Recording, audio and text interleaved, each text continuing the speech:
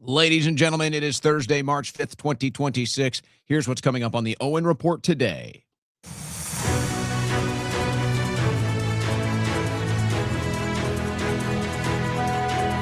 We have an absolutely loaded broadcast. We're probably going to have to go into some overtime today. That's how loaded we are. We're going to start it off with some lighter stuff, some just general political stuff when it comes to ratings, polls, what Trump is doing to prepare for potential midterm losses, and then just kind of some of the attitude within MAGA right now that we're all kind of witnessing for ourselves in different directions. So we'll talk about what's going on in Texas. We'll talk about what's going on across the country.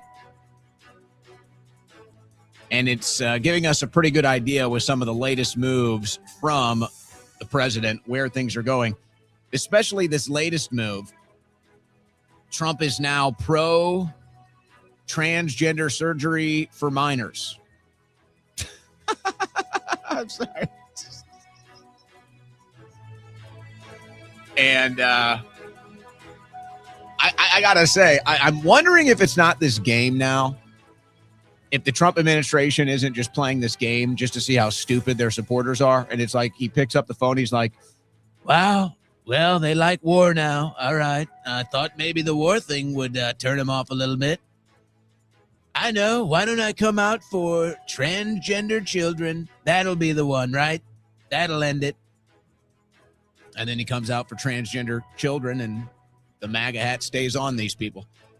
Incredible stuff. So we got that. We got big news as far as energy is concerned. Oil prices are skyrocketing. Shipping prices are skyrocketing. Doug Burgum is down in Venezuela, and they're cutting energy deals and they're cutting gold deals. So we got all of that in the news. We'll have that for you. What China is doing in response. The issue that maybe our real greatest ally, Japan, is about to have to address. Kristi Noem is out. Is this a sign of things to come? With Kristi Noem getting fired today, are we going to start seeing more of this as the administration and the poll numbers start to tank? Let's start firing people. Maybe that will help. And then we've just got tons of updates on the situation with the Iran war. We have some as far as the developments on the ground. As you know, we're kind of avoiding the actual on the ground stuff simply because it's so hard to tell what's real and what's fake. It's so hard to tell what's just pure propaganda and what's going on.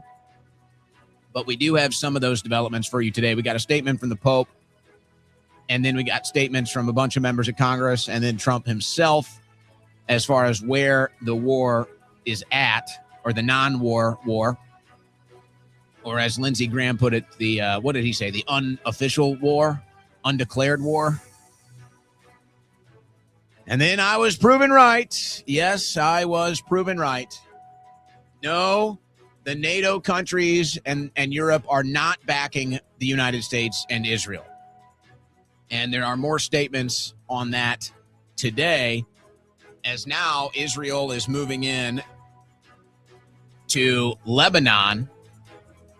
You know, I've never been one to call it a genocide. I have to tell you, now to see what Israel is doing in Lebanon, I'm about to start calling it genocidal. It's honestly getting ridiculous. And it's like, that's the one word when you say that, they really start to come at you. So I've kind of avoided it, and I don't even know if I've really felt it. But now what you see going on in Lebanon, I don't even know what to call it, actually. There's a historical reference for this, though. We'll have that. Plus, it's official. They were getting paid, as if we didn't know. They were all getting paid to be pro-Israel on their social media accounts. We've got an update on that. We got an update on the Epstein files. We got an update on the situation yesterday with the protest, the We Don't Want to Die for Israel protest. We got some woke right stuff, and we have Ben Swann. Ben Swann, the great Ben Swann, joining us in the third hour. Guys, I'm telling you, this one is loaded today. This news update was brought to you by OwenSchroyer.store, the official site for Owen Report merchandise. Guys, do you think about protecting your online identity? Do you think about protecting your private information? You should be. This is becoming, unfortunately, an ever-growing problem here. People sharing your private information, your address, your phone number, your family members' addresses. That's how bad this can get. Unfortunately, I know from experience. You need to do something. You need to go to patriot-protect.com/Owen. And here's why. They provide a service that will make sure that your private information is not available for criminals online. That's what they do.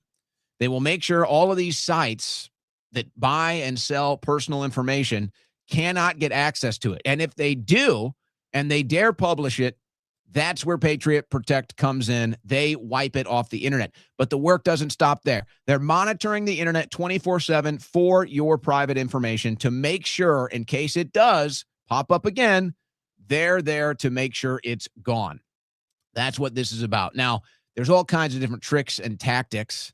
Patriot Protect, they're the expert when it comes to the new AI elements that they're using to engage in these scams, to engage in these criminal activities. They're all over that too. And it's stuff you don't even think about. You subscribe for some sort of a streaming service, an internet news source. All of a sudden, somebody hacks them, and now they've got your private information. Patriot Protect is here to protect you.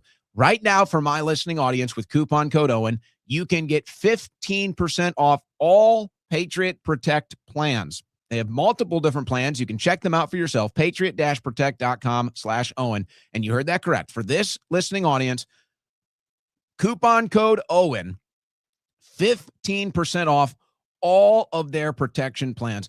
Folks, it's the year 2026. You need to be protecting your personal and private information online. You don't want to learn the hard way and have to try to react to it. Get proactive. Protect your personal online with Patriot Protect. Go to patriot-protect.com/Owen and use coupon code Owen to get 15% off all their plans.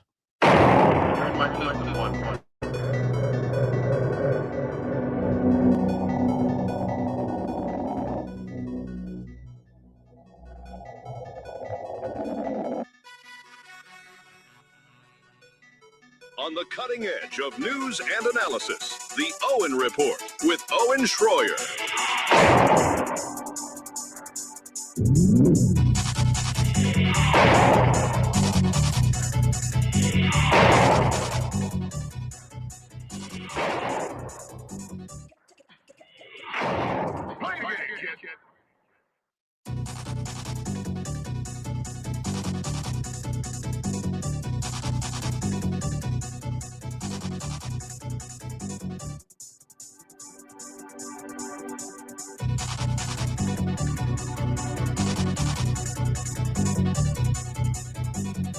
All right, guys, I'll tell you, we got a loaded one today. So much news and information to try to get to. We might have to go into overtime. And I really don't even have time. To monologue. And I anticipate there'll probably be some intermittent monologues today. So let's just get right into it. And this is the cold, hard truth. This is the cold, hard truth that we were trying to reverse with President Trump. The world is watching America lose its moral compass and its global credibility. And this is almost why Trump is worse than any of them. Because this was supposed to be what Trump was reversing. This is supposed to be what we were doing as a country, reversing this image that the rest of the world had of us. Warmongers, fat, stupid, totally corrupt DC, corrupt presidents, all of it. Trump was our message to the world. Hey, we're taking our country back. Hey, we've got a guy in there. Maybe you like his style, maybe not, but this is America taking its country back, not doing the forever wars anymore, not having total corruption anymore, not being fat, stupid, drunk war whores anymore and the rest of it. And now Trump has totally turned into that. And so it's like, oh, it was all fake. It's like, oh, you guys just faked this all out. And this is why, I guess you could say, on the geopolitical, on the international stage, this is so heartbreaking. Because yes, as the headline says, the world is watching America lose its moral compass and its global credibility. That is the truth. What we've done now with the boat strikes in Venezuela and Iran, supporting Israel and its mass slaughter, and now the Epstein files. It's really bad. And it's really heartbreaking. And you just see the MAGA cult, the sycophants, the cheerleaders, and they really just think this is some sort of a ball game to them. They don't get it. They're really immature. And they just think it's like, oh, we're just going to cheer on our favorite team at a ball game, at a sporting event. And they truly cannot comprehend what this is all looking like. They truly cannot comprehend what this is projecting to the rest of the world, because they just think they're cheerleaders for the popular sports team. They just think they're part of the team. But no, you're going to be paying more for gasoline. Your energy costs are going to be going up. You won't be able to afford a house. All the same stuff that we were concerned about. No, you're not getting in on any of this. You're not getting in. You're not going to win on any of this stuff. And it's funny to watch them think that they're somehow winning. It's funny to watch them think that somehow this is victory for them because they're just waving pom-poms. No, you're not getting any victory. The U.S. military in this war in Iran, as the numbers go right now, are spending they've spent $5 billion. They're spending $1 billion per day. $1 billion. Don't worry. They're not concerned about energy costs. They're not concerned about the economy. If it's war, they got the money. But you will pay the price. And now we're paying the price domestically. We're paying the price geopolitically. And I see a lot of people mismeasuring this whole thing because they think this is the same Trump administration from 2016. They think this is the same President Trump from 2016. And they just don't get it. And here's another poll. Fox News. So they're favoring the right on this. They're favoring Trump, and this is the best they could get. President Trump's handling of Iran has made the United States 29% say safer, 51% say less safe, 19% no difference. The majority of Americans agree that Trump's war in Iran, which is Netanyahu's war in Iran, makes America less safe. Do you hear me? Do you hear me? This is a Fox News poll. The majority of Americans in a Fox News poll think America is less safe because of Trump's foreign policy. Do you hear me? No, I have to repeat this. This needs to hit home. You're going to be hearing about midterms and they're going to be blaming everybody that's not in the Trump cult. Excuse me. Stop. Americans are going to be thinking about two things for these midterms. Do they feel more or less safe? And is the economy better or worse? And right now, they feel less safe and the economy is not better, and it might get worse.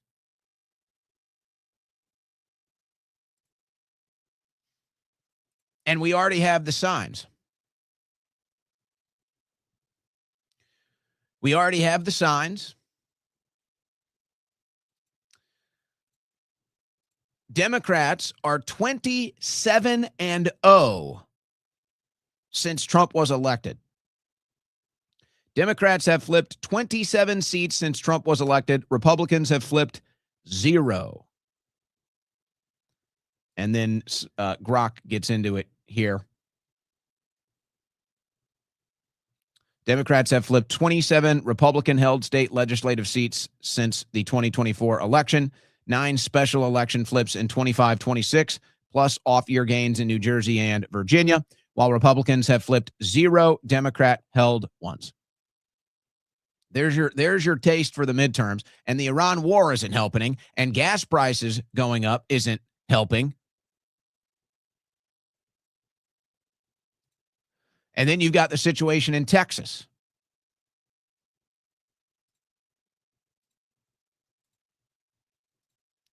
Starr County, Texas, Trump won 58% of the vote. On Tuesday in the primary, 96% of votes were for Democrats. It went from 58% in 2024 to 96% Democrat in 2026. Starting to get the picture yet?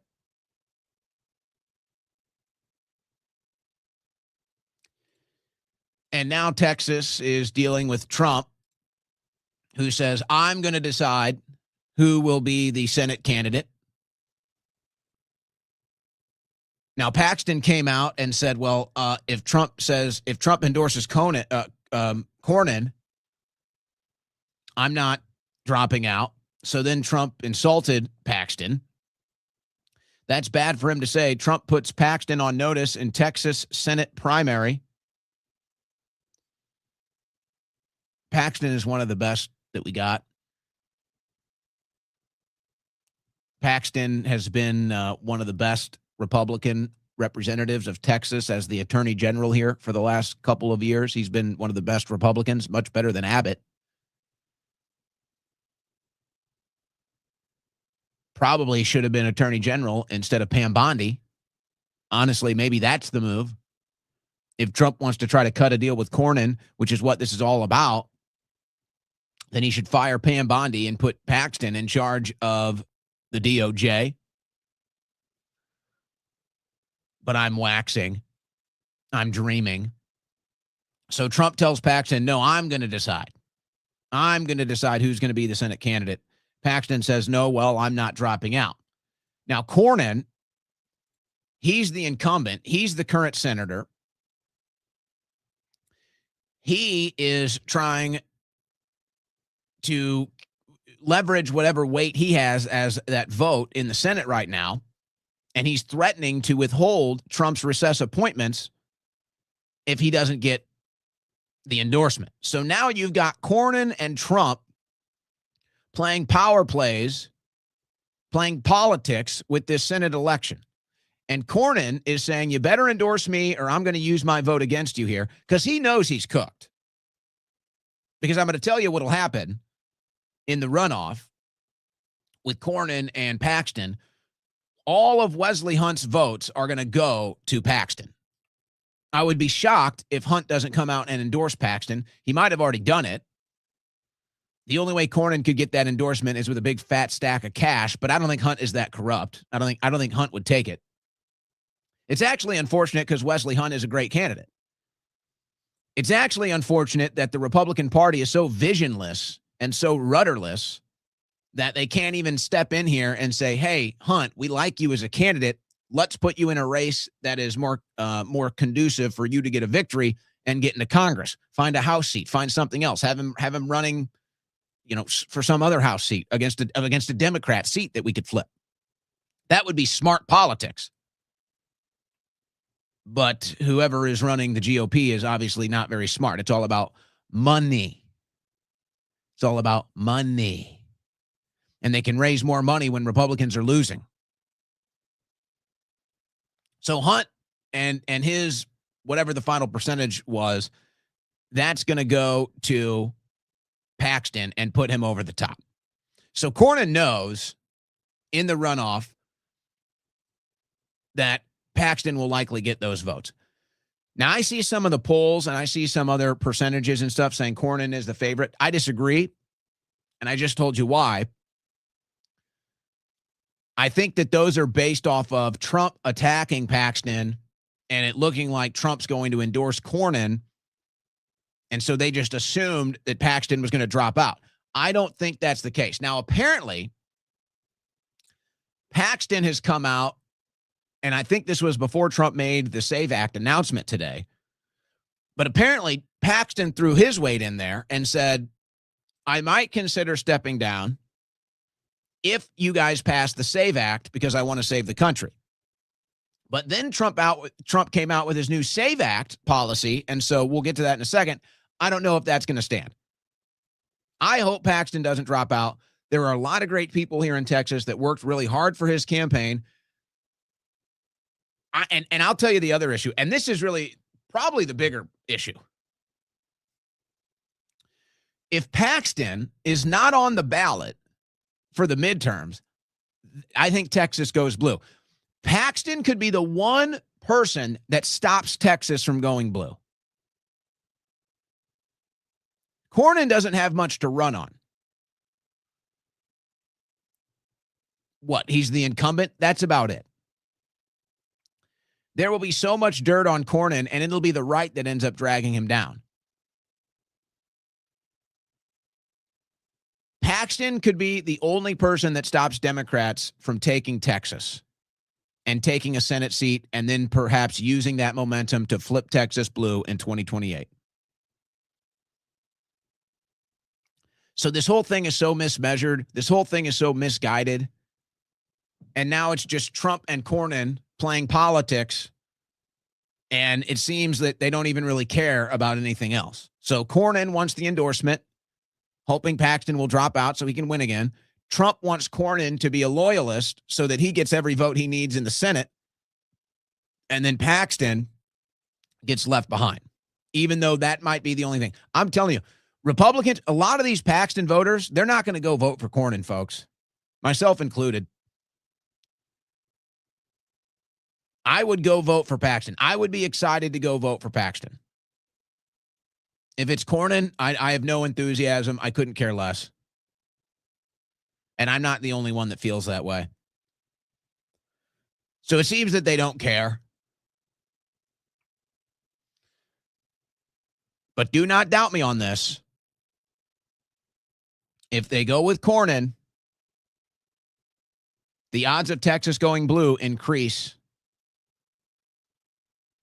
because Paxton is the only thing that could potentially stop Texas from going blue. Now, the SAVE Act. Did you see the update from Trump today? He posted it this morning. The Save America Act. All right, let's check it out. 1, all voters must show voter ID. Okay. That's what we wanted from this. All right. All voters must show proof of citizenship in order to vote. Okay, you must be a citizen to vote. Okay, I like that. No mail-in ballots except for illness, disability, military, or travel. All right, fair enough. You'd like to say no mail-in ballots at all, but there are times I had to vote by mail in 2024. In 2016. So, okay, military, disability, illness, travel, all right. So that's supposed to be it. I'd like to see more measurements to secure our elections, like all paper ballots, no voting machines. I don't know why that's not in here. I don't know why they left out no voting machines. So that seems to be an issue, but there are 2 more bullet points here. He throws in no men in women's sports. Now, why is that even in this? This whole thing needs to be about voting. So here we go. Here comes the pork. Here comes the distractions. Here comes the noise. Good Lord. And then this is where it gets insane. Point number 5. No transgender mutilation surgery for children. Oh, okay, nice. Oh, wait, there's more? Without the express written approval of the parents? What?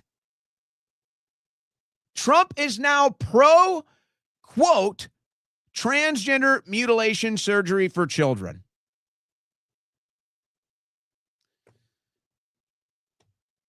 Now, before I get into the MAGA wars angle of this, let's just hit pause for a second. Let's just understand what was just said here. No transgender mutilation surgery for children without the express written approval of the parents. Now, obviously, we see what this opens the whole thing up to, right? And if you've been studying this issue, or if you've even done the case studies where there are issues down to the actual family members, we studied one case here that was in Texas extensively with Jeff Younger. Whacked out parents can just decide they want to mutilate their children and then go to a doctor and tell them to do it. And they can do it for political reasons. They can do it because they resent their partner. They can do it because they're whacked out of their mind for other reasons. And so this is Trump supports this now? What's that about?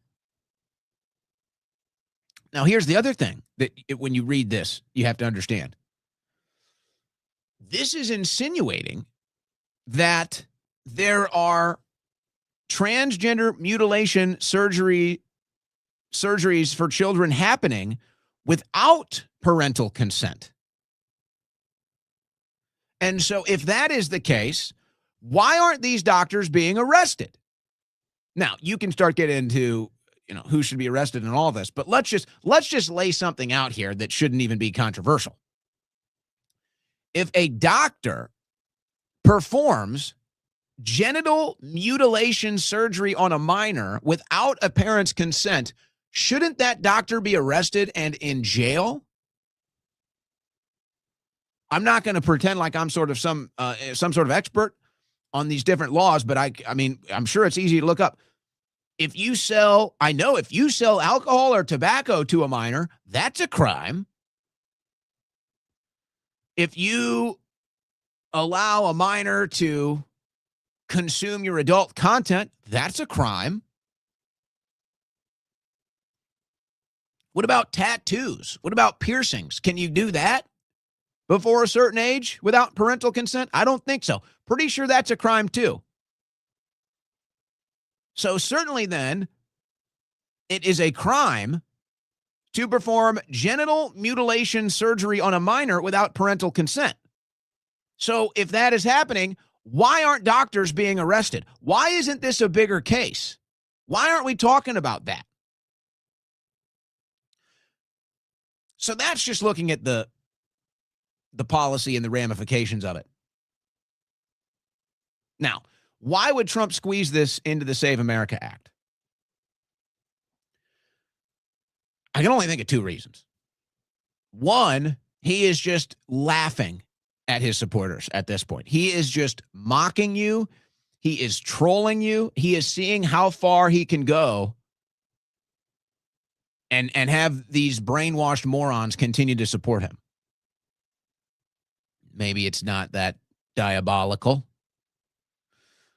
Maybe Trump thinks if they throw in the trans crap, he can get some Democrats to vote for this and pass it. But think about the engagement here. Think about what's being requested and traded here. If you're a Republican now and you're looking at this and you say, well, okay, I support most of this stuff, but you're now asking me to vote to make transgender surgery for minors legal. You're now asking me to support that and vote for that politically. I don't want to do that. My constituents don't want me to do that. And now you're asking me to do that just to get this voter ID law passed. This is insane. And this is how crooked politics are. This is how pork barrel spending happens. This is why they have 5,000 pages of text in a bill so that you don't even know what's in it. And you think, oh, yeah, well, we're just voting for, defense. We're just voting for border security. And then there's 100 pages of pork and slop. And now it's just right out there for you to see. This is unreal. Why can't we just get a bill passed? And by the way, didn't Trump sign the executive order on this anyway? Why can't we just get a bill passed to secure our elections. Get rid of voting machines, paper ballots, voter ID, must be a citizen, and then the only circumstances for mail-in ballots as it says. Why can't we do that? What are we doing here? What is this mess? What is this mess? And so now if you're a Republican, it's a fair question because this is what they have to consider. Are you going to vote for the SAVE Act knowing that you're going to make transgender surgery for minors legal? Is that an easy thing to do? Is that an easy agreement to make? Is that a trade-off you're willing to have? Now, back into the MAGA slop of it. Okay, we can point all the things that MAGA is for now. They don't care. Epstein files are a hoax. Now we like war. We don't care about deep state arrests. We don't care. Letitia James Comey can't get them. We don't care about any of that anymore. This whole thing is one giant exercise in brainwashing. And I cannot help but wonder if this is all a big joke. I cannot help but wonder if this is Trump and his friends just laughing at the MAGA people now like it's a game. Like if you've ever seen Trading Places with Eddie Murphy and Dan Aykroyd. An all-time classic. It's like, is that what this is? Is this just a bunch of rich billionaires just laughing at the peasants? Like, oh, Donald, you got him supporting war now. You're incredible. There's no way you can do better than that. Oh, yeah? How about this? I'm going to come out for childhood transgender surgery. You watch. I'll get them to support trans surgery for children. No way, Donald. You couldn't do that. There's no chance they would support that. You'd end it all. Watch this. I'm going to do it. You want to bet? I'm going to do it. I'm going to come out as pro-trans children, and they're going to love me. You watch. They won't take the hat off. They're still going to love me. All right, Donald, you son of a bitch. Let's see it. Is that what this is? And so here's an example. Here's an example. So I posted this on my X, obviously. So here's the meme. Replace whatever MAGA slop they're peddling now. Transgender surgery for minors is good now. So war is good now. Epstein is a hoax now, whatever it is. We don't need deportations now. All the things the MAGA cult NPCs agree with. So now, we're monitoring the situation. And here's the latest. F off. No one in MAGA agrees with that. Dude, so is Trump not MAGA? That's literally Trump's policy. In the replies, I post the policy that Trump is pro-transgender mutilation surgery for children. That's his own post. And he says MAGA doesn't agree with that. So is Trump not MAGA? Do you see, folks, I'm not trying to be mean, okay? Sometimes maybe I'm trying to be mean. I'm not trying to be mean here. This is like genuine concern. This is totally fair coverage. If this isn't as brainwashed as it gets, I don't know what is. It's one thing to just say, fine, I'll join the Trump cult for reason X, Y, or Z. I'll be a willing member of the Trump cult because I already invested so much into it. I might as well go all the way. I'll be a proud Trump NPC because I just don't know any better. I'm not smart enough, intellectual enough, mature enough to understand anything else. I'll be a full-blown Trump-tard because I get paid to do it. Whatever. You choose reason X, Y, or Z. This is just pure brainwashing to sit here and say no one in MAGA agrees with transgender mutilation surgery for children, even though now that's what Trump is promoting on his own posts. Like, he's literally the meme now. They have quite literally become the NPC meme. How far is this going to go, honestly? Should we start playing the game? Should we start playing the game? What is Trump going to turn against next? Actually, oil prices being expensive is a good thing. Actually, we want to see gas prices go up. It's much better that way. Seriously, what ridiculousness can he get the Trump NPCs to go with yet? What ridiculousness can the Trump NPCs go with next? High energy costs are good. We got Bill Clinton is good now. Remember that one? I actually like Bill. I think he's a good guy. We like Bill Clinton now. What is he going to go with?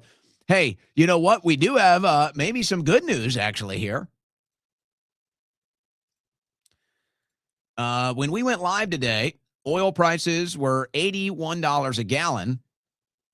They've actually dropped down to 79. They're still up 5.8% today. They're still up 4.37 today.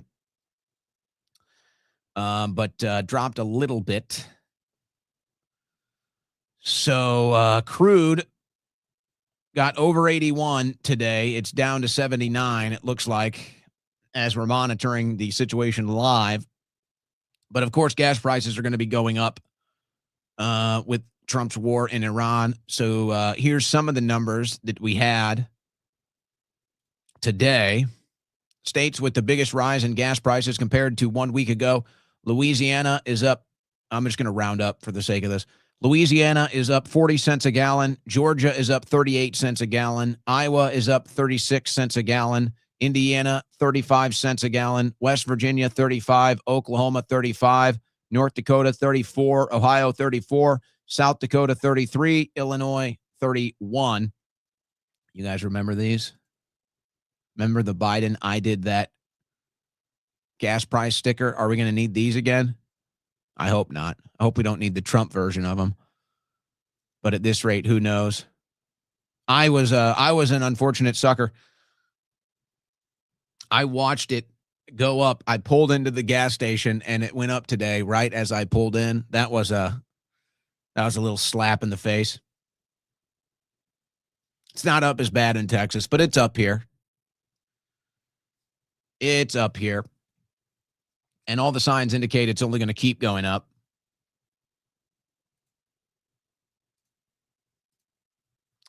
Then there was this news. LNG shipping rates soar 650%. LNG shipping rates soar 650% to $300,000 per day. The global LNG shipping market has turned sharply higher in recent days, with charter rates for modern LNG carriers surging from roughly $40,000 last week to around $300,000 per day as traders scramble to secure vessels amid escalating disruption in the Middle East.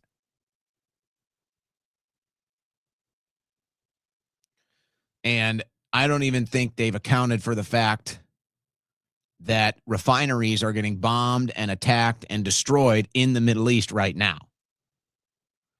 So I don't really think we've seen where this is going to go. Now, this, as it turns out, this is obviously what the whole Venezuelan thing was about. What a lie. Whole thing was a lie.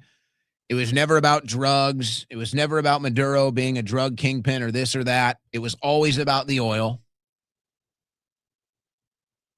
So Burgum was down there today securing oil deals. Burgum says U.S.-Venezuela ties moving at Trump speed will help keep energy costs down for Americans.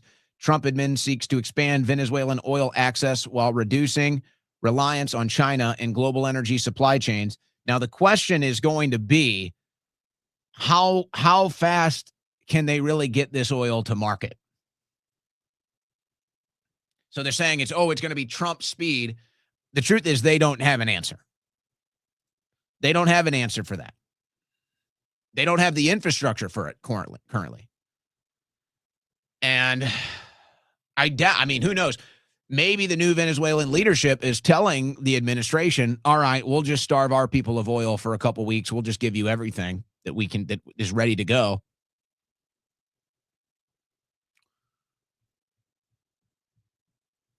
I don't think this is going to do much in the near term. This is going to take a while. I think it could be months before we see the Venezuela oil really affect the markets. But this is what the whole Maduro thing was all about.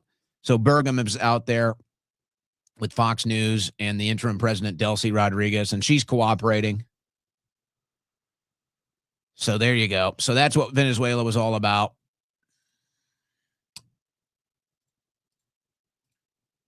How long is it going to take? Venezuela's president vows mining reform amid visit from U.S. cabinet member. U.S. Interior Secretary Doug Burgum has met with Venezuela's interim president, Delcy Rodriguez, in Caracas. Now, here's going to be the question. So they already have the American oil companies tapped that they're going to use. They already know who they're going to use. So now the question is going to be, and because I don't think these deals are done. There's a concept of a deal. There's an idea, but they're not ready to go. So they've got to tap into it. They got to build infrastructure. They got to refine it. There's a whole process that's going to happen here. And I think these oil companies are going to come out. They're going to leverage this now. Of course they are. The oil companies are going to come out and leverage this now, and they're going to say, well, hold on a second. And the U.S. already committed to this, by the way. They're going to say, hold on a second. We want you to pay for this infrastructure. So now the United States taxpayer is going to be building this infrastructure in Venezuela so that we can get oil into America to try to keep oil prices down, because Trump needs a war with Iran for Bibi and Israel, and he needs to get gas prices down before the midterms. And so you, the United States taxpayer, you're going to pay for all of it. You're going to pay for the infrastructure in Venezuela. You're going to pay for the war in Iran, and Trump's going to lose the midterms anyway. The Republicans are still going to lose the midterms. It's outrageous. You'll be lucky. We will be lucky if they can get gas down before the midterms. I think this Venezuela deal is months away. I don't think they're ready. And I think the oil companies are going to leverage as much out of this as they possibly can, because why wouldn't they? And they're going to say, well, no, you guys are paying for everything. We're not doing subsidies. We're not doing percentages. If you guys want us to go down there and get the oil out of the ground and start pumping it and get it to market, you're going to pay for the entire infrastructure. And then they'll probably ask for some other legal coverage or insurance to be paid for as well. Again, because why wouldn't they? They have all the leverage in this situation. Trump is desperate. America's desperate. The war is not going to stop. And you see, this is what the Venezuela capture of Maduro was all about the whole time. They lied to you. You were lied to. But that wasn't the only deal. Trump officials broker massive U.S.-Venezuela gold deal. So they're going to be purchasing a lot of gold. Venezuela's state-owned mining company on Monday inked a multi-million-dollar deal to sell as many as 1,000 kilograms of gold destined for U.S. markets. Two sources familiar with the deal tell Axios. The gold deal requires state-owned Minervan to furnish 650 to 1,000 kilos of gold door bars to the commodities trader Trafigura, according to one of its sources. You know what? Let me look at this real quick. Let me look something up real quick.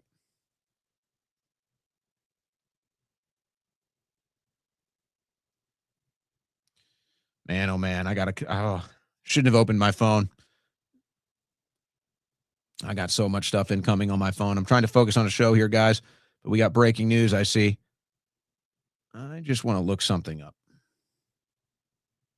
because I think I saw this today. I don't see it. I was seeing what the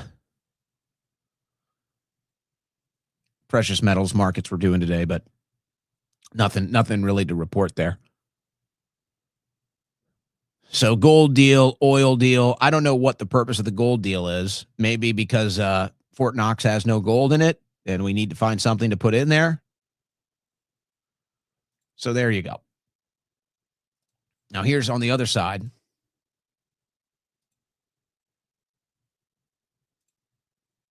Here's what's going on the other side of this.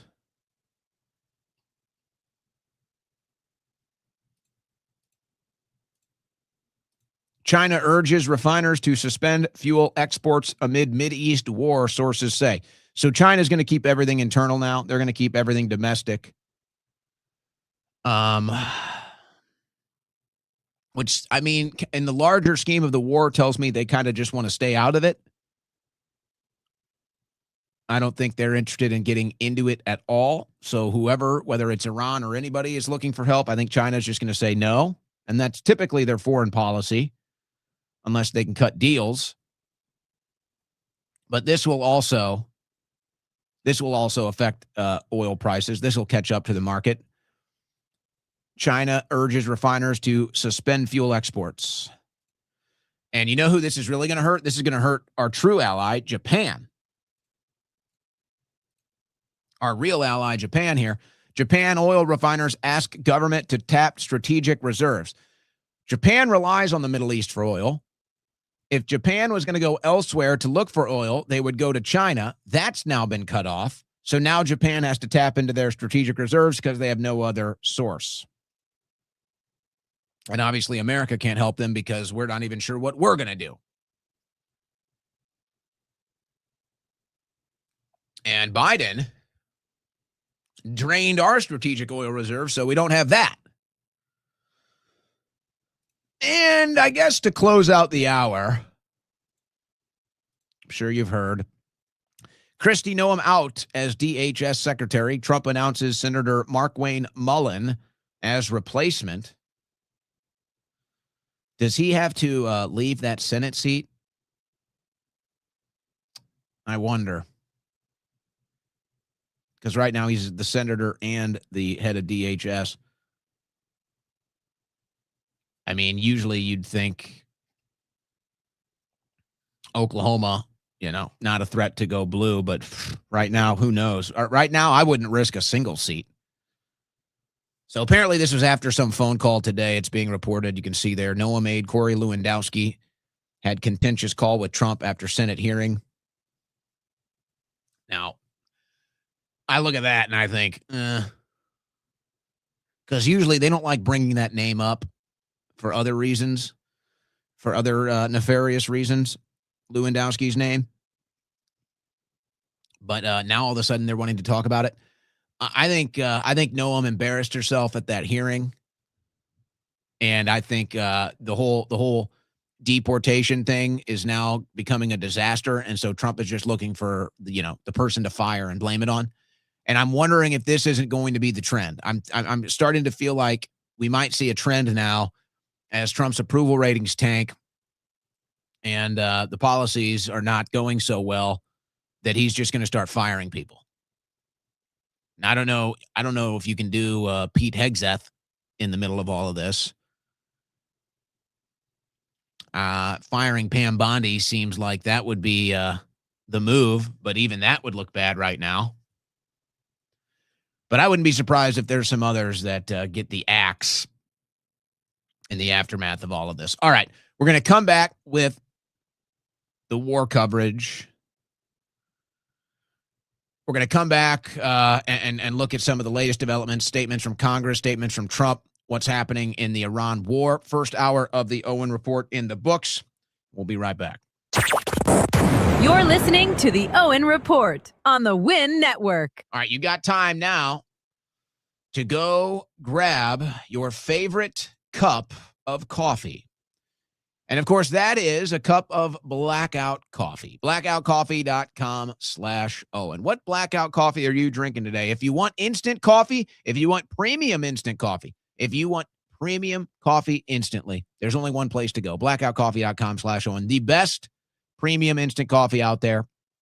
I actually don't even think there's anything else like it. Other instant coffees are watered down. They don't taste like coffee. It's not like drinking coffee. If you like coffee, you know what I'm talking about. It just doesn't cut it. Does not do the trick. This, though, will do the trick. Trust me. Give it a try. Premium instant coffee from blackoutcoffee.com/Owen. Don't forget about their premium bags of coffee. They've got whole bean. They've got ground. They've got light roast, medium roast, dark roast. Right now, 8 different options available for you at blackoutcoffee.com/Owen, or because the single serve pods are very popular now. A lot of those home coffee machines, they do the single serve pod deal.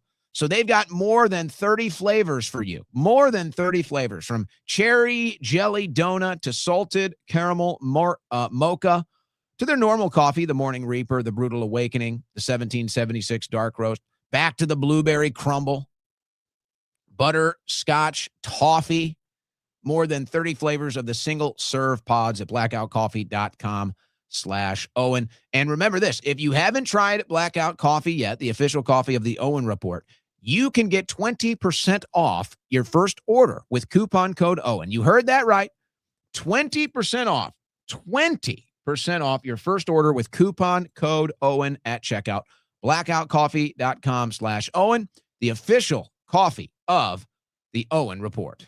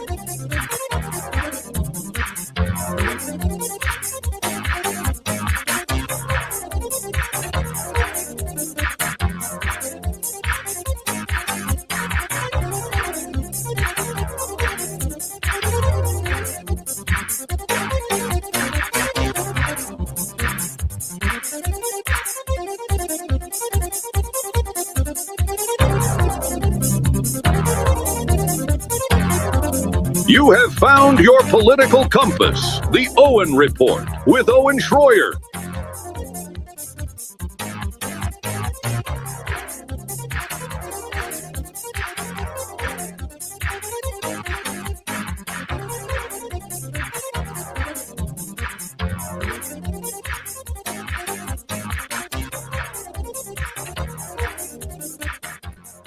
All right, there's so many moving parts right now in this Iran war. Let's get into what we already have on the desk, and if there are any developments. Well, there are developments, but let's go with what we already have on the docket first. Let's start with Pope Leo. And, I was supportive of Pope Leo right out of the gates, and that's, I've kind of reached this point. Tell me how many people agree. I've kind of reached this point where, and maybe it's because we're not in an election, a presidential election cycle. Maybe it's because the right-wing establishment has gone right back to neocon warmongers. But I have a lot more. I'm not as quick to sit here and just discount somebody anymore because they're on the left side of an issue or the liberal side of an issue. And so I see the Pope, he's had some leftist liberal takes. And so people just discount everything because of that. But I've liked a lot of the things he's had to say. It doesn't mean I have to agree with everything he said. Doesn't mean I have to support everything he said. But I just like this whole, it used to be that the left was in the moral pit. It used to be that the liberal progressive left was in the moral pit. But now the neocon right is right down there in the moral pit too. So it's like, there's no difference. Anyway, that's just kind of how I'm feeling. Because I see this left-right paradigm matrix that has just completely destroyed people's ability to think critically. Like, just destroyed it. So I can't do that. I'm not going to do that. There's issues that we need to focus on, not left-right paradigms. Now, so here's the Pope.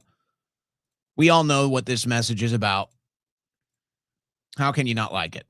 Would you imagine what a world without wars would be like? A world without the terror of approaching explosions, without rocket alarms shattering the silence of the night. Please join me this month in prayer for disarmament and peace. Let's pray and share with others. Thank you. Thank you, Pope Leo. We will pray for peace. Thank you. I appreciate that.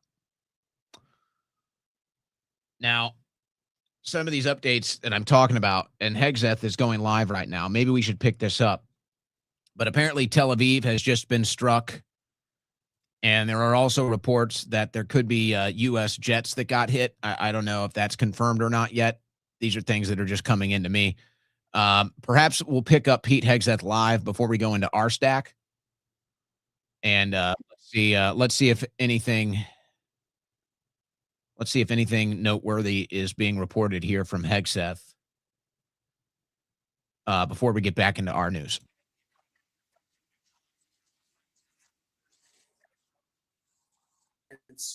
Over the skies we fly over and seas we fly over.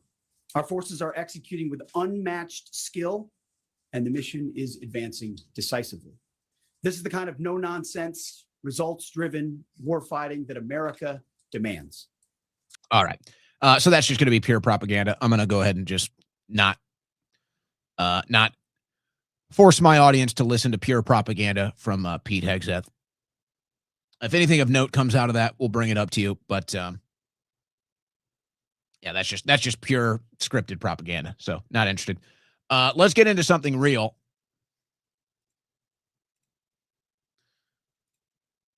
Let's get into something real. This is the sister of Declan Cody, who was killed in the Iran war. This is her reacting with the media to this news. I still don't fully think it's real. I didn't think it was real when they told us.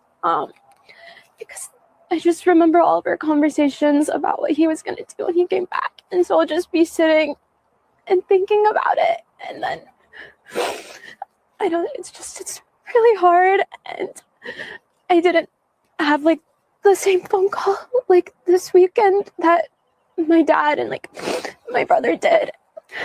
So I just really wish I got to tell him I love him one more time because he was just so amazing. Just brutal. Just brutal. And totally unnecessary. Total political corruption, total foreign interest, special interest war.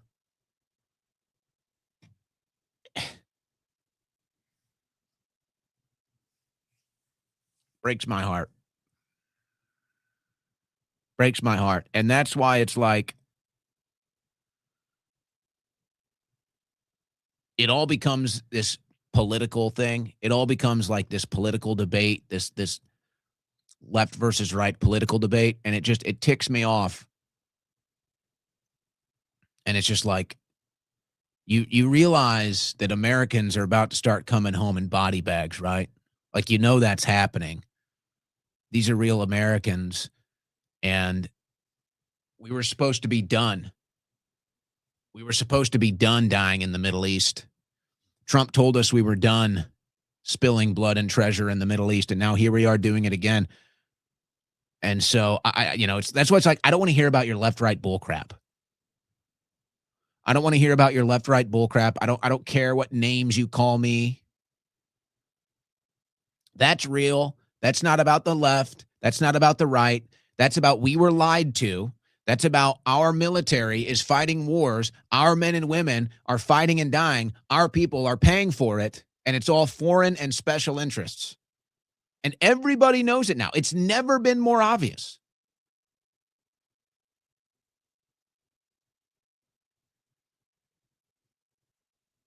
And I just cannot believe that people are celebrating it. And it's never the ones that are there. Isn't it nice? It's never the ones that are there. It's funny. I see the attacks on me. Say, oh, we like war now. You're just a big pussy. Says you from his couch on social media. Oh, look at you, Owen. You're just a one-trick pony. Says the guy whose only trick is supporting Trump, whatever he says.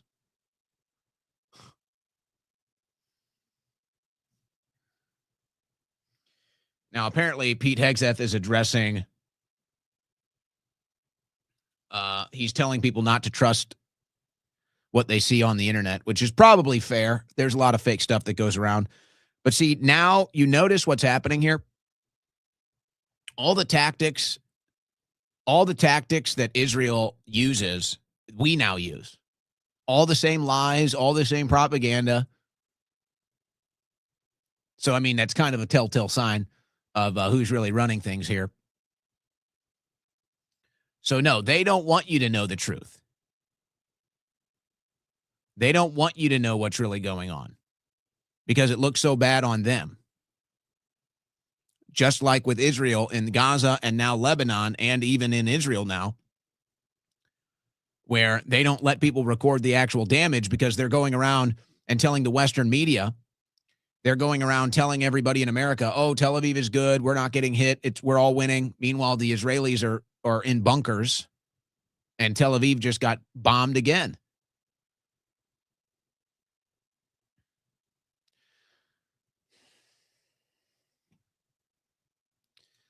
Unbelievable stuff you're about to see here. Unbelievable stuff. Let's start with the this is the Dean of Regent University, Michelle Bachmann. I'm sure you've heard of her before. Regent University is a Christian school. Here she is talking about this war.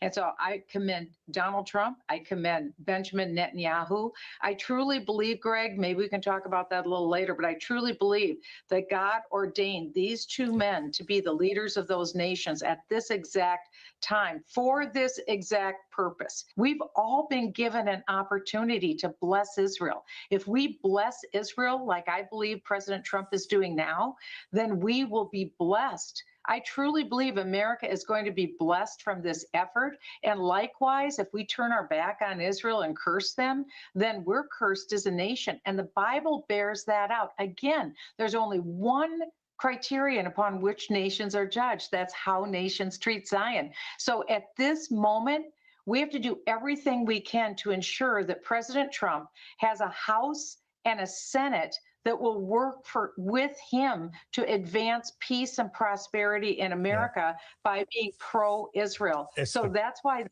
primary is extremely important. Right. It's the golden age, but it's not just America's golden age. It's actually the golden age for the world. And so, have you ever seen worse boomer slop in your life? Have you ever seen worse right-wing boomer slop in your life? Should we break this down piece by piece and explain how absolutely ridiculous everything she just said is? How absolutely absurd everything she just said is? Let's go ahead. Let's go ahead and break this down bit by bit so that we can just see what an absolutely outrageous brainwashing campaign these people are on. I commend Donald Trump. I commend Benjamin Netanyahu. I truly believe, Greg, maybe we can talk about that a little later, but I truly believe that God ordained these two men to be the leaders of those nations. So this is a Christian woman saying that God ordained Netanyahu and Trump. Now, you want to say jury is out on Trump? Fine. It's not on Netanyahu. Netanyahu has been lying to America for 30 plus years. Netanyahu's lies have cost America trillions of dollars and thousands of lives in the Middle East. These are indisputable facts. Netanyahu is currently on a campaign of death all over the Middle East. Lebanon, Jordan, Gaza, you name it. Everywhere. A campaign of death. And now Trump has just launched a war in Iran that could result in tens of thousands of more dead. So she is saying God ordained Netanyahu and Trump to kill people so that people could die. Innocent people, civilians, children. Tell me what's Christian about that. Tell me how that is Christian at all.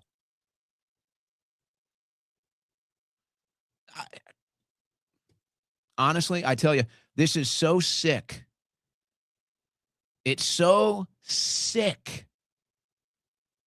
It shakes your very foundations. It shakes your very faith. When you hear supposed Christians talking like this, it makes me sick. It makes me want nothing to do with anything that they claim is Christianity. It's unreal. I can't even fathom this level of brainwashing. So that's Christian now, is supporting war and death.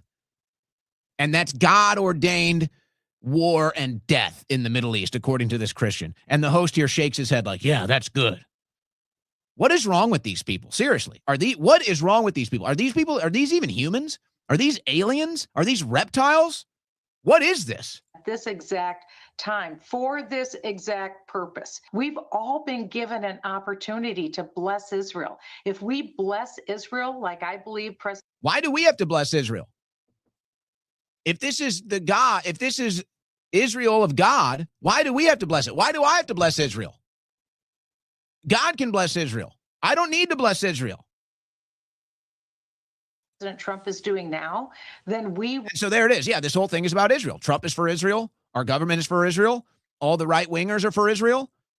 So if you're for America, you don't count. You're bad now. So being pro-America doesn't count. There's no MAGA. There's no America first. Really, we don't even have a country. The entire purpose of America is to serve Israel. They're just outing it all. Don't you know the entire purpose of you, an American, is to be a slave for Israel? That's your blessing. That's your purpose. How insulting.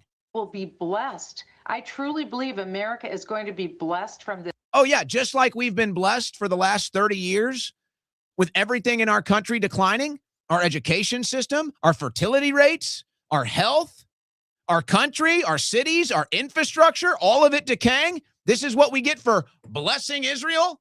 No, Israel is a damn parasite on our backs, and everybody can see it except you brainwashed boomers. This effort. And likewise, if we turn our back on Israel and curse them, then we're cursed as a nation. And the Bible. We've been cursed since we invited Israel into our house and given them everything that they want. We've been nothing but cursed, in case you haven't noticed. Bears that out. Again, there's only one criterion upon which nations are judged. That's how nations treat Zion. So at this moment, you're a slave for Israel. They don't even hide it. They want you to be a slave for Israel. This is their ideology. We have to do everything we can to ensure that President Trump has a House and a Senate that will work with him to advance peace and. Now, how ironic is that statement? What perfect irony. Talk about a paradox. We need to do everything we can so that Republicans maintain the House and the Senate so that we can continue to support Israel. So again, you're a slave for Israel. That's your entire purpose as an American, is to be a slave for Israel. But the paradox is that that's the exact attitude that's going to lose Republicans the House and the Senate. You really think that's a winning message? You really think even right-wing conservative, young men, young conservative women, you think that that's a message they want to hear? Hey, young American, you've watched your country serve Israel's interests for 30 years, and you've seen nothing but your country decline. So you need to be reminded that you're a slave for Israel, and this is your entire purpose, by the way. And we need to make sure that Republicans win the House and the Senate so that we can continue on this righteous purpose of you being a slave for Israel. And, of course, that's the exact message that is going to lose the midterms. That's the exact message. Talk about a paradox. Prosperity in America by being prosperity in America. Nothing but declined since we've sold out to Israel. Pro-Israel. So that's why the primary is extremely important. Right. It's the golden age, but it's not just a. It's the golden age. For who? For who? All economic metrics are not good for Americans. None. Where is this golden age you speak of? Unreal level of boomer brainwashing on display. Unreal. And, you know, it's like the same thing. I don't do these blanket statements. I'm not here for tribal warfare. I know there's plenty of people in that age group in my audience, my parents. They're not bad people. Not everybody agrees with this. But it's like the same thing. It's like just because I criticize Israel has nothing to do with anti-Semitism. It's like just because I sit here and I notice that these boomers, these right-wing boomers that are responsible for the total decay and destruction of our country, and they still haven't learned anything. I can't. It's just, let's just move on. So, but this is what they support. It's all the military industrial complex. It's all profit for blood. Defense giant Elbit becomes Israel's most valuable company after 45% surge this year. Yeah, death and destruction pays. That's Christian now. That's Christian now. That's the golden age now. Bathed in blood. You Christians that support this are soaked in the blood of the innocent. It's funny, too, because Trump goes up there. He says, yeah, I'm probably not getting into heaven. It's like even Trump knows that all the blood soaked. This is blood-soaked administration now. He's like, yeah, I'm probably not going to heaven. I just caused another 100,000 people to die probably, so. I'm not here to judge. But I'll tell you, I'm going to feel a lot more comfortable meeting my maker knowing that I didn't support profit for death and destruction. I'm going to be a lot more comfortable when I'm headed to meet my maker knowing that I'm not going to be bathed in the blood of the innocent like these people are. Oh, and we got Cuba now. Trump says he'll help pick Iran's leader. So it's not a regime change war, but it's a regime change war, and we're going to choose who their next leader is. And now he's saying there's going to be a regime change in Cuba, too. So what's going on in Cuba? We're doing it all. The American way of life continues to suffer, but don't worry. We got regime change all over the world, and we're about to hit, by the end of the night, $6 billion on this new Iran war. $6 billion. And I don't even think these costs are going to go up. It'll be by the end of next week, maybe by the end of this week, it'll be I would say by Monday. When the Owen Report goes live on Monday at 3:00 p.m. Central, this number will likely be at $10 billion. $10 billion. Isn't that nice? Boy, what could we do with $10 billion for the American people? Doesn't matter. It's for war. Doesn't matter. It's for foreign interests. Doesn't matter. It's for Israel. It's going to be $10 billion by the end of Monday. And that metric that they're using the Pentagon says this war is costing Americans $1 billion a day. Now Hegseth says we're going to be manning the airs 24/7, so the price is only going to go up. They're going to have to buy more missiles. They're going to have to buy more weapons. They're going to have to do all kinds of stuff. So this is like the low price right now. The current rate that we're paying for this war is as low as it's going to get. It's only going to go up. By next week, it'll probably be $1.5 billion per day. So you have to pay taxes. You have to be a wage slave. You have to pay 33% of your work. And the war, they just print money for war. They just print money. The money isn't even real. They just print it. But you're still a good slave paying taxes. Hope you file your taxes or the IRS is coming to arrest you. Now, how ironic is this? You can't even believe it. And this is another one of those guys that is just full magatard. This was October 1st, 2024. Kamala said that President Trump would get us into a war with Iran. She was projecting. Now Trump has got us into a war with Iran. I said this yesterday, just to be clear, on the reply when I found this. Wow. This is how down bad this Trump administration is. They proved Kamala Harris right. The Trump administration is down so bad that they proved Kamala Harris right. And all of these same people, like this guy, all of these same people that said Trump would not get us into a war with Iran, that's a lie. Now all of them support the war with Iran. Total frauds. But is it a war? See,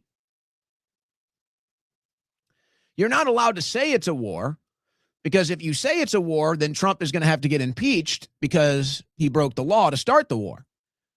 But everybody knows it's a war. So let's go to the congressmen and women talking about this. Democrat Jack Reed. Their loss is a grievous loss to all of us, but particularly to their families. So at this moment, we have to consider their mothers, their fathers, their spouses, and thank them also for the sacrifice. But it's the cost of war, and it's a real cost. It's the cost of war. So we're at war, he says with a Ukraine flag lapel pin on, a total traitor. So it's a war. Amazing. But, you know, Jack, that wasn't all he had to say about the war. What else did he have to say? Will you vote to authorize this war? Constraints.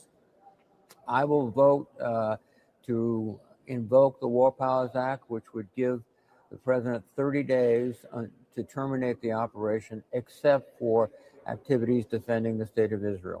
Oh! So we can break the law as long as it's for Israel.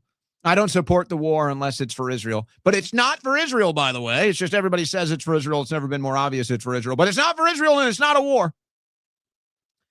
Who falls for this crap? Only the dumbest people in our country. Only total political retards, brainwash idiots, cult members. I'm sorry, I don't mean to be insulting, but it is true.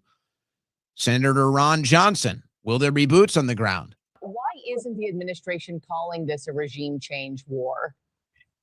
Because we're not going to usher in the regime. We're not going to put boots on the ground, probably. Okay, I know.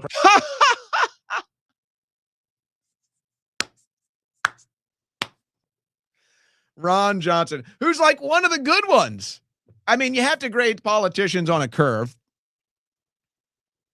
You do. It's what it is. You have to grade politicians on a curve because otherwise they all get an F. Except maybe like 10. There's maybe like 10 politicians that aren't failing the American people.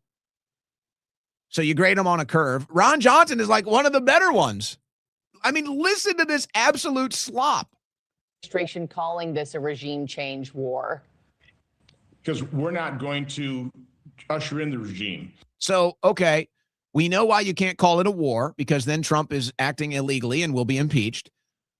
And you don't want to say it's a regime change because we ran against regime change. Republicans were supposed to be against regime change. And he says, well, we're not doing regime change. And then Trump literally comes out and says, yeah, we're doing regime change. I'm going to decide who leads the next regime. I mean, It's crazy, man. It's crazy. We're not going to put boots on the ground, probably. Okay. Oh, we're not going to put boots on, well, probably. So in other words, it is a regime change war, and we will be putting boots on the ground. And we lied to every single one of you.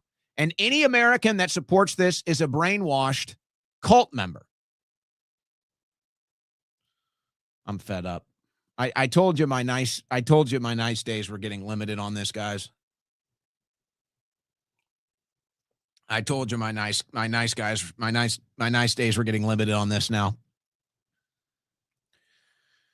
So I don't mean to, be so insulting, but I told you my nice days were up. Okay, is it a war? Republican Senator James Langford. Right now, well, literally, we're at a war with Iran. Okay, there you go. So it's a war. All right. Senator Kevin Kramer, what does he think about this war? Clad partners, we need them in the Middle East. We need them to be strong. We have a biblical responsibility to them as well as an allied responsibility to Israel. We have a biblical responsibility to Israel. The United States taxpayer, the United States citizen, has a biblical responsibility to Israel. I can't believe this. I can't believe this. And then there's one of the worst of all time, Senator Lindsey Graham. I can't imagine what they have him doing on tape. Let's see what he has to say. Senator, is the U.S. at war? Is the U.S. at war, Senator? Why do we know that undeclared state of war? Anytime you kill a We're in an undeclared state of war. That's the new one. Undeclared state of war. Soldier at war. Go tell the families of the victims of IED we're not at war with them. Yeah, well, we're not the ones telling them that. So we are at war. This is a war. We are at war. Trump broke the law. He's going to be impeached. All of you lied to us. All of you are war criminals. All of you are traitors. This is an illegal war. And Trump totally betrayed us. And now U.S. soldiers are dead.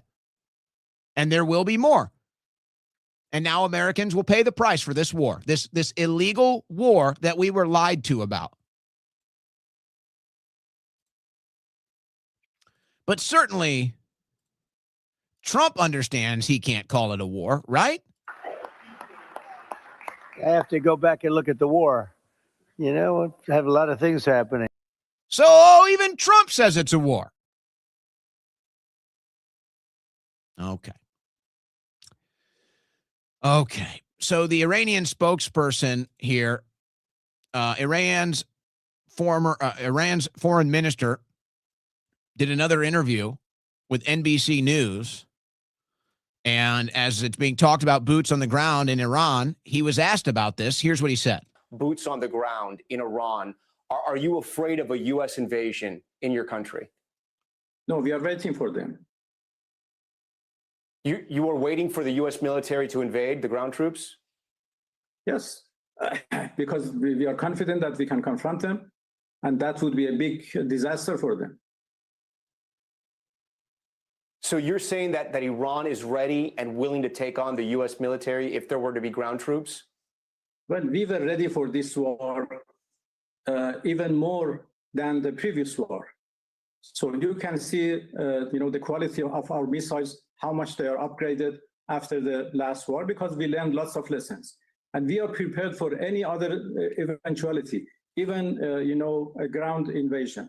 So our soldiers are prepared for any scenario. When I said that we are waiting for them, it didn't mean that we are waiting for continuation of the war. No, but we have prepared ourselves to confront with any scenario, with any eventuality, any possibility, and we know that we can handle that. Are your allies Russia and China helping you? Well, they are supporting us politically and otherwise. Now, I'm not telling you who to trust, who not to trust. I'm bringing you this news, but I will say I don't like this. Let's replay this real quickly. You are waiting. Are you afraid of a U.S. invasion in your country?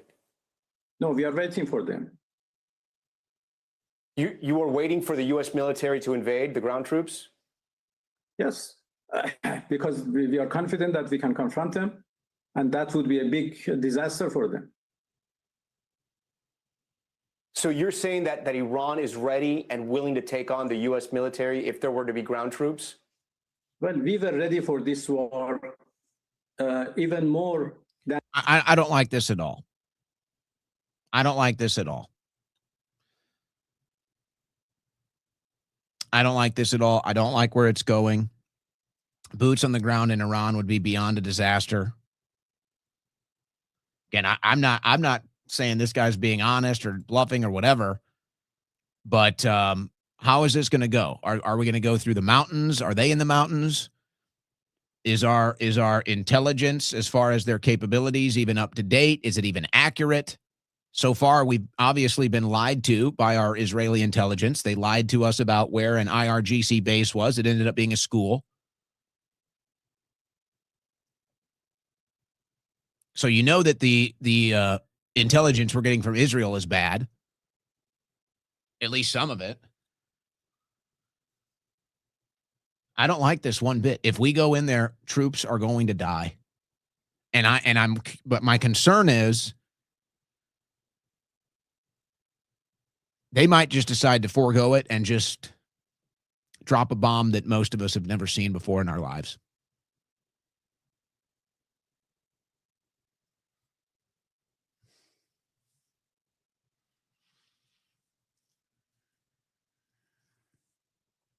Unbelievable.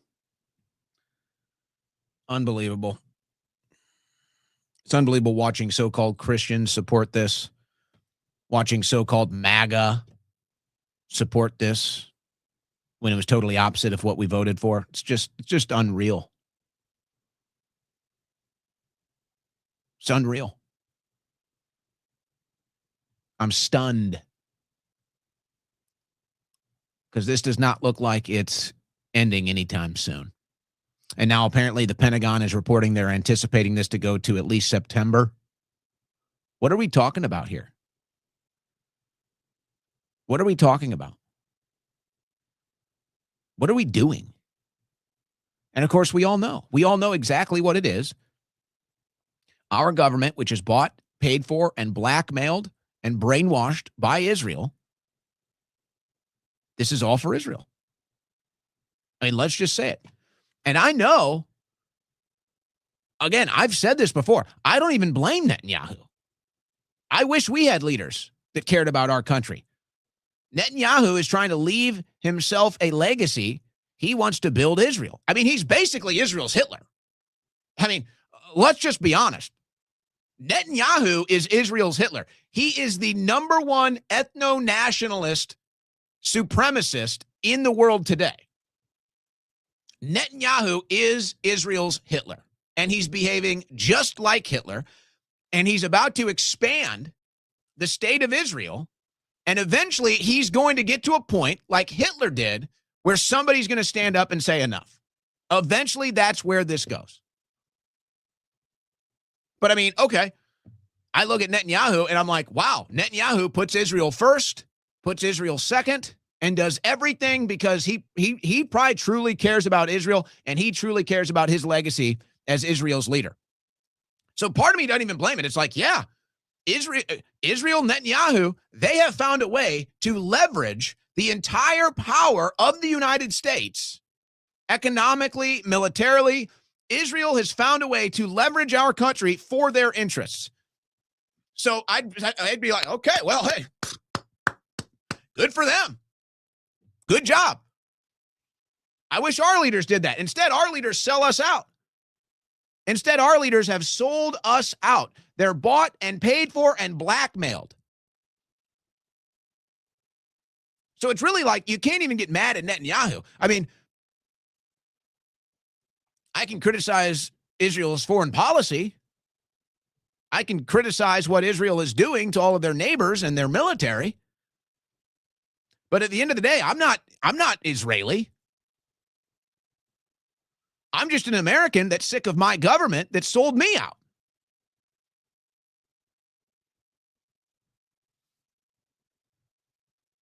So the world can be mad at Netanyahu for what he's doing, but at the end of the day, it's our politicians. At the end of the day, it's our politicians. It's our leaders. It's our members of the media.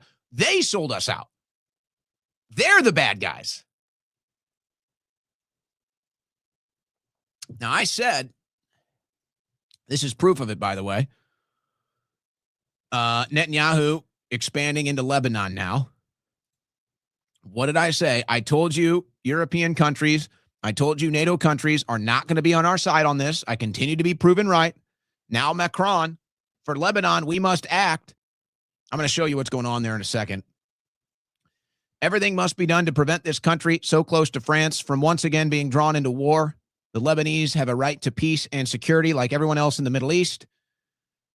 It is to halt the war and prevent the worst. That following my exchanges with President Trump and Prime Minister Netanyahu, I spoke today with Lebanon's highest authorities in order to establish a plan to bring an end to the military operations currently being carried out by Hezbollah and Israel on either side of the border. Hezbollah must immediately, it goes on this long statement. The point is, the French are not going to take our side on this, and they're trying to stop what's happening in Lebanon now. Israel is expanding into Lebanon. They're expanding west. They're expanding north. They're expanding east. Honestly, I feel like once they go south, that'll be it. I'm going to be honest, folks. I think once Israel expands south, whether it's Egypt or Saudi Arabia, I think that'll be it. I think that'll be the end of it. It's clear now that they've got all the leverage. They own Trump. They own us. They're going to be able to get away with whatever they're planning to do in Lebanon and in Jordan and in Gaza and in the West Bank and in the Golan Heights. They're going to get away with all of it. They are. They're going to get away. They're going to kill a bunch of people, take a bunch of land. They're going to get it. But they won't be able to help themselves. It's like a drug addict. Won't be able to help themselves.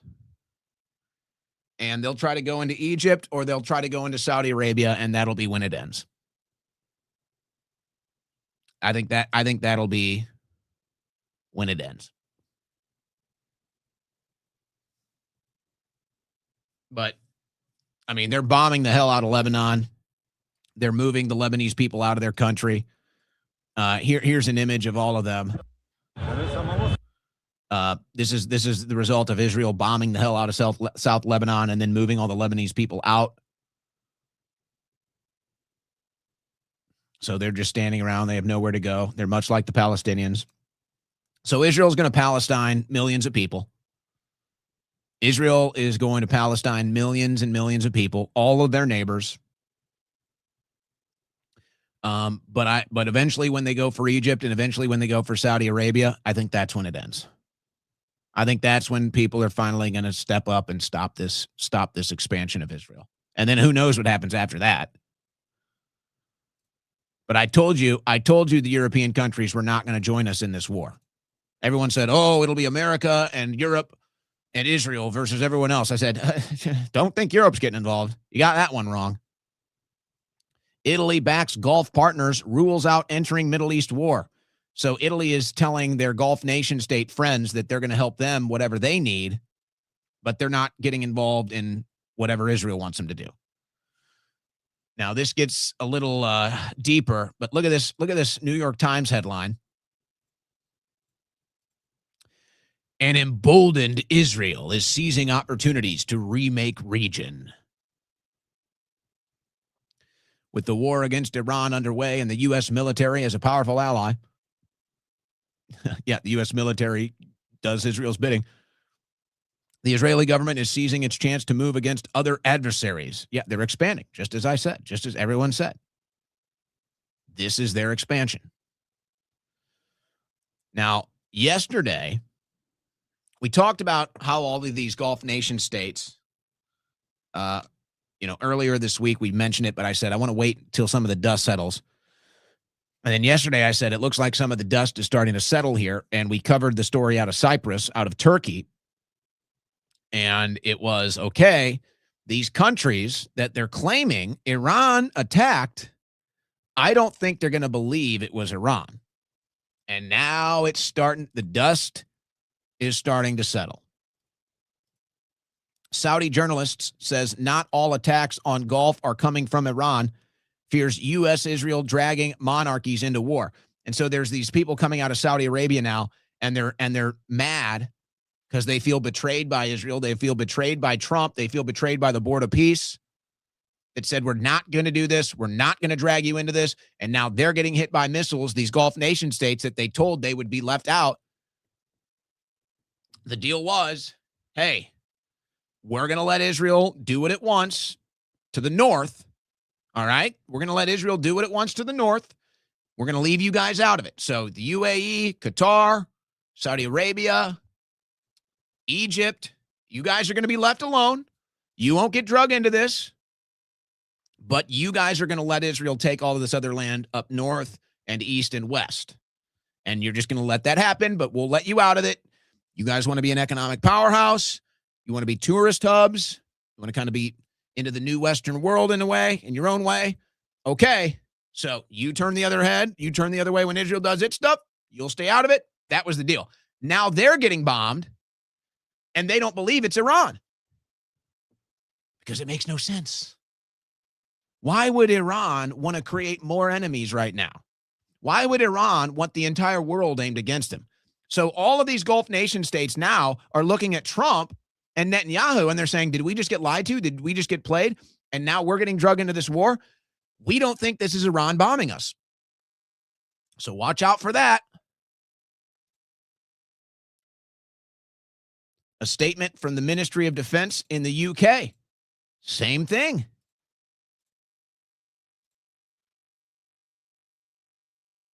The Ministry of Defense can confirm that a Shahad-like drone, which targeted RAF Akrotiri at midnight on March 2nd, was not launched from Iran. Do you understand? This is why we opened the show with that story, folks. Trump has betrayed all of them. Trump and Netanyahu lied to every single person. And they've been playing, they've been playing good guy. They've been playing friendly. They've been playing like, okay, everything is still good. Now their countries are getting bombed and they're being told it's Iran. And then they find out it's not Iran. And I'm telling you, the patience is running thin here, guys. Trump, you think it was,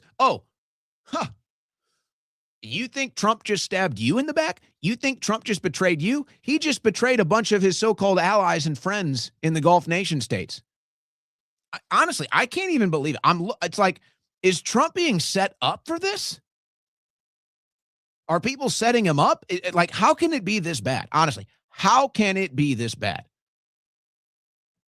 I hope the deal was at least, I hope we got something out of this deal.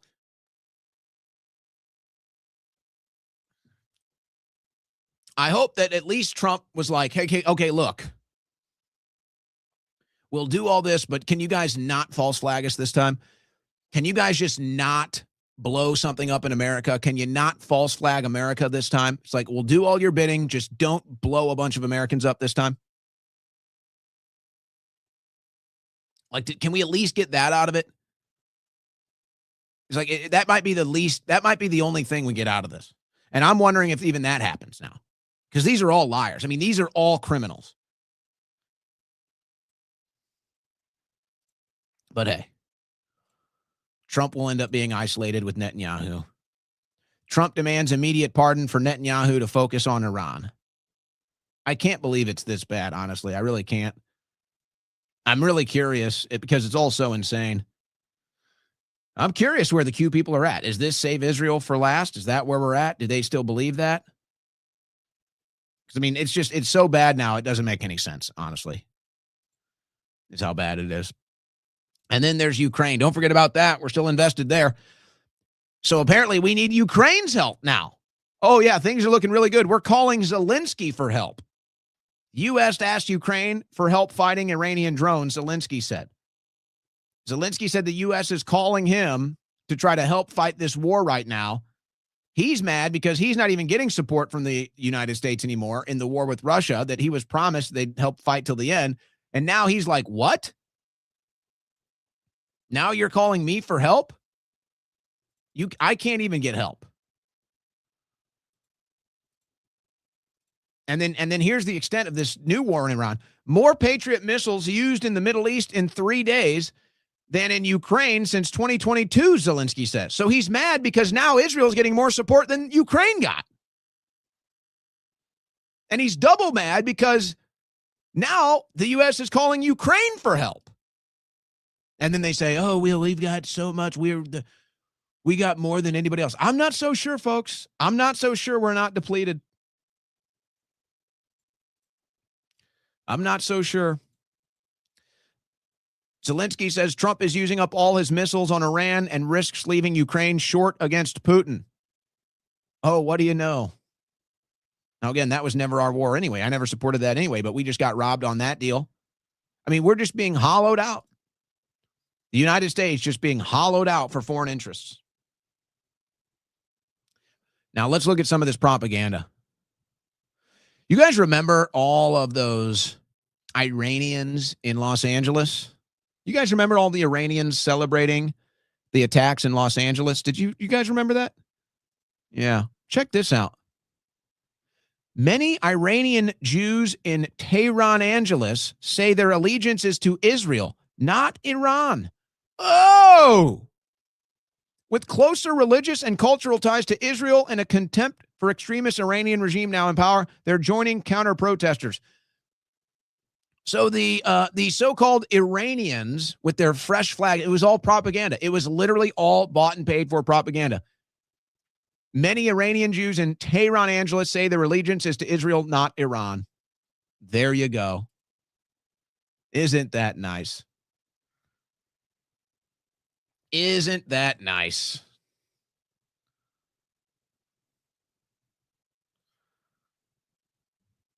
And now you've got CBS running their propaganda.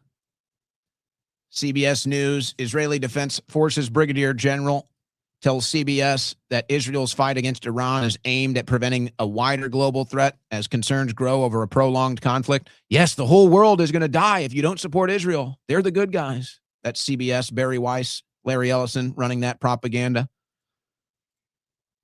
CBS again, Israeli president to CBS. I must make clear, Israel does not dictate to President Trump anything, and Israel does not drag America into war. The amount of times they have to say it almost makes you think that's exactly what's going on. And they have to do it on CBS, the new Israel propaganda front. And let's not forget about those paid protesters, those paid social media people. Israel's online propaganda network unravels as influencers sue Tel Aviv over unpaid contracts. You stupid goy. You stupid goyim. The lawsuits expose Israel's so-called Eighth Front, a digital effort to influence global opinion in support of Israel and vilify those opposing the genocide in Gaza. You stupid goyim.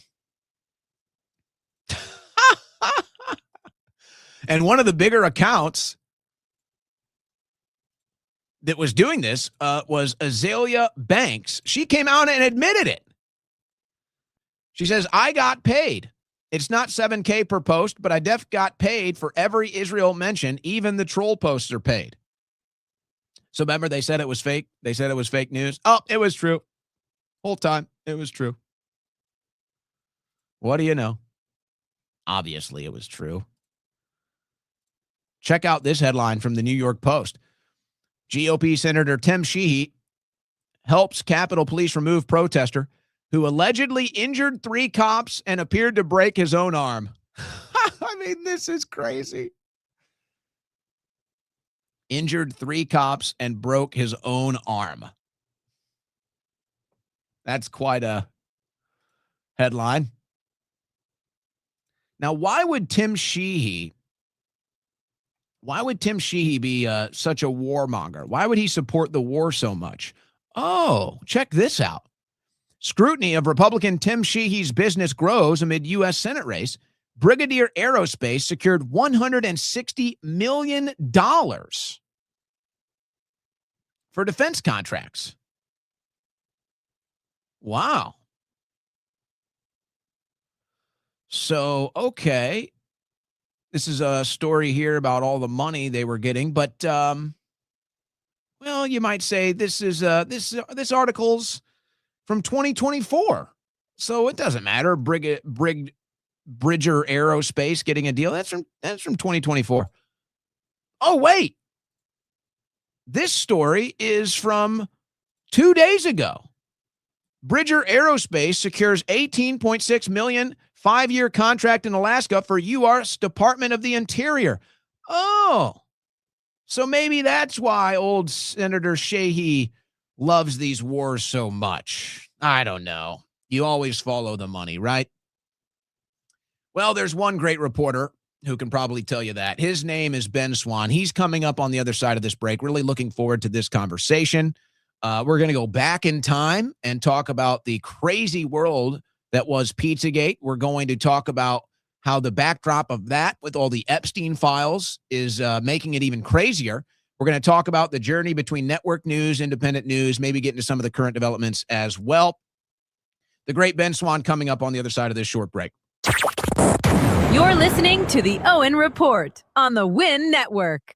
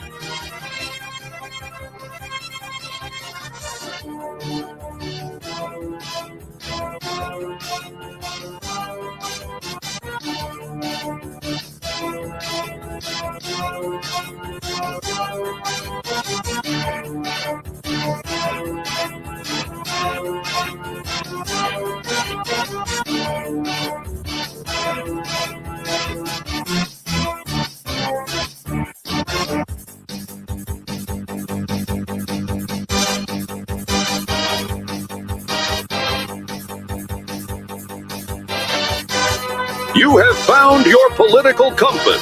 The Owen Report with Owen Schroyer.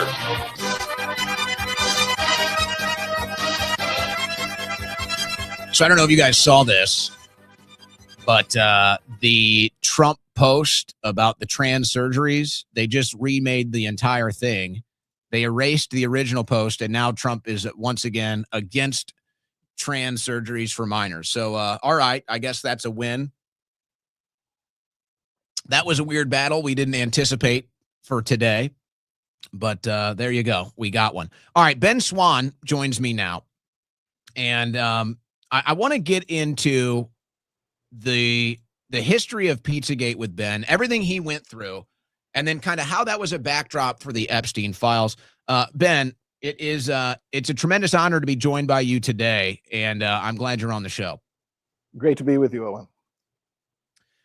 I want to talk about, for people that don't know, because you've been around in political media long enough, you know that kind of every election cycle, the landscape changes, the names, the faces change. A lot of people that are really involved right now in politics were not in 2016. Maybe they weren't, let's say, conspiracy theorists. So they see some of this outside the line stuff. They don't really follow it, but it was very real. And maybe, would it be accurate? I guess I would ask it like this. Would it be accurate to say for you, it was the first time in your professional media career where, say, the conspiracy theory world kind of met the real world? I've never been asked that before, so let me think about it for a second. That's a great question. Maybe not, because I had, since 2012, so about 4 years before that, had really started covering Ron Paul and his campaign and trying to understand kind of blowback and the Iraq war stuff. And I had actually done a lot of reporting on 9/11, the third building that fell. I was actually the first reporter to do a series on that third building coming down. So I'd already been smeared for that. So maybe not, no, Pizzagate, I wouldn't say was. I would say Pizzagate was the biggest story to see. It's like kicking a hornet's nest, right? There are a lot of stories, a lot of conspiracies you can go out there and cover. You can talk about them. You don't really get the kind of reaction that you get from that one. And Pizzagate was the story that when it was covered, when we kind of kicked that hornet's nest, what came out of there was wild. And so I think it was the first one to catch me off guard the way that it did. You get smeared, you know this, Owen. You get smeared for everything you say. And it's only gotten worse over the years. But you can be smeared for lots of stories. This wasn't the smearing, right? This was a full-on attempt to destroy my life, to destroy my career, I saw them come after me in ways that I had not imagined that they would. And so, yeah, it was definitely a huge awakening to when you get too close to something that's really volatile like that, the reaction's very different, if that makes sense. Well, the reason why I ask is that was kind of how I got into political media. I was a sports guy. And when the Boston Marathon bombing happened, it was the first, I was a young guy, but it was the first time where kind of the sports world and the current events news world had a crossing. Mhm. And to me, it was wild to witness that for the first time because I'd never watched news. I never followed press conferences. And it was like watching that, I was like, okay, something is off here. And then eventually you watch it long enough, you realize you're just being lied to all the time. So it's kind of like a lights on moment. And then I made the switch from sports to politics. And now here I am talking to you. So that's kind of why I was wondering that. But I guess, at the time, isn't it what's crazy about it? And I don't know if you could compare it like it's cyclical with Building 7 and then Pizzagate and the Epstein files. But it's like Building 7 did fall. Nothing hit it. It was clearly a controlled demolition, at least in my opinion. But at the time, it was like, okay, nobody really talked about it. Now more people are willing to talk about it. And then there was Pizzagate. It was like at the time, not too many people were willing to talk about it. Now we have the Epstein files in the background, and it's like, oh, okay, maybe more people are willing to look at that and talk about it. Are you kind of seeing this interest in like outside the line stories gaining traction where now more people are actually interested in what's going on with the Epstein files than say something that might be more outside the lines, like a Building 7 falling or WikiLeaks Pizzagate emails? Yeah, no, I think it's a great point. And I think it is absolutely happening. I think far more people, tens of millions more people are curious about this stuff that hadn't been before. I actually would credit COVID really with that more than anything, because I think COVID was the first time that we saw a conspiracy, a true conspiracy, unravel in real time. So we watched the story built around COVID, right? The masking, it comes from a pangolin bought in some kind of a wet market in Wuhan, and now everyone's got to mask up and 6 feet apart from each other, and now we're going to rush a vaccine into existence, and we're going to inoculate everyone in the world, and now a second time, and now a third time. And I think what happened for people, we're going to shut down businesses, right, and close down the economy. And there were a lot of people who before that would have said, I don't want to think about conspiracies. I don't want to think about these ideas of the elites, trying to control the world. Yeah, right, they're doing that. And then when COVID happened, there were, I think, hundreds of millions of people globally who said, something is happening, right? This is not real. And they were experiencing that kind of cognitive dissonance of recognizing that they were being told one thing, and yet their eyes and their common sense, their ears, they knew this stuff was not true. And then they were watching people be completely seduced by this concept, who became almost cultish in their adherence.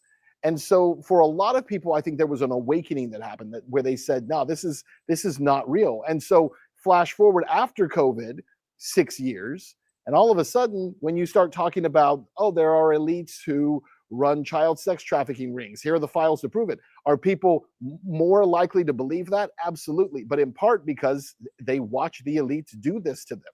They watch the elites try to control their lives, dominate entire societies, inoculate the entire world with experimental drugs. They watched all of this happen. And so, yeah, I think that's the first group. The second group that seems to be wildly interested are Gen Z. Right? All these very, very young people who years ago would never have been interested in a conspiracy story, and they can't get enough of Epstein. Like, they're all about the Epstein files. And I'm not talking about just what they see on TikTok. They're going and reading it for themselves. They're going to the DOJ website and reading through documents and trying to understand it for themselves. So there is a vast difference in the curiosity of like a Gen Z and millennials than what we see, for instance, with boomers, who are still not going to ever really question things, or even Gen Xers, which I am one, who wouldn't necessarily be near as curious. So I think there's a generational thing happening, and I also believe that's as a result of COVID. I love we're having the millennial Gen Xer kind of unification happening right now. Like we're both in our own way kind of stubborn, but we've realized it's like, look, it's our time. It's as Trump I kind of view as the boomers' last gasp. We're kind of just letting Gen Z and them kind of do their own thing, figure their own way. And I feel like Gen X and the millennials are kind of starting to stand up now and put their foot down and say, hold on a second. Things have gone horribly wrong with the current path of leadership. We need to go a different direction. And it's funny you mentioned the young people. I've kind of tested this a little bit. Every once in a while, I'll be around some younger kids, college kids, high school kids. I like to go play basketball with them sometimes.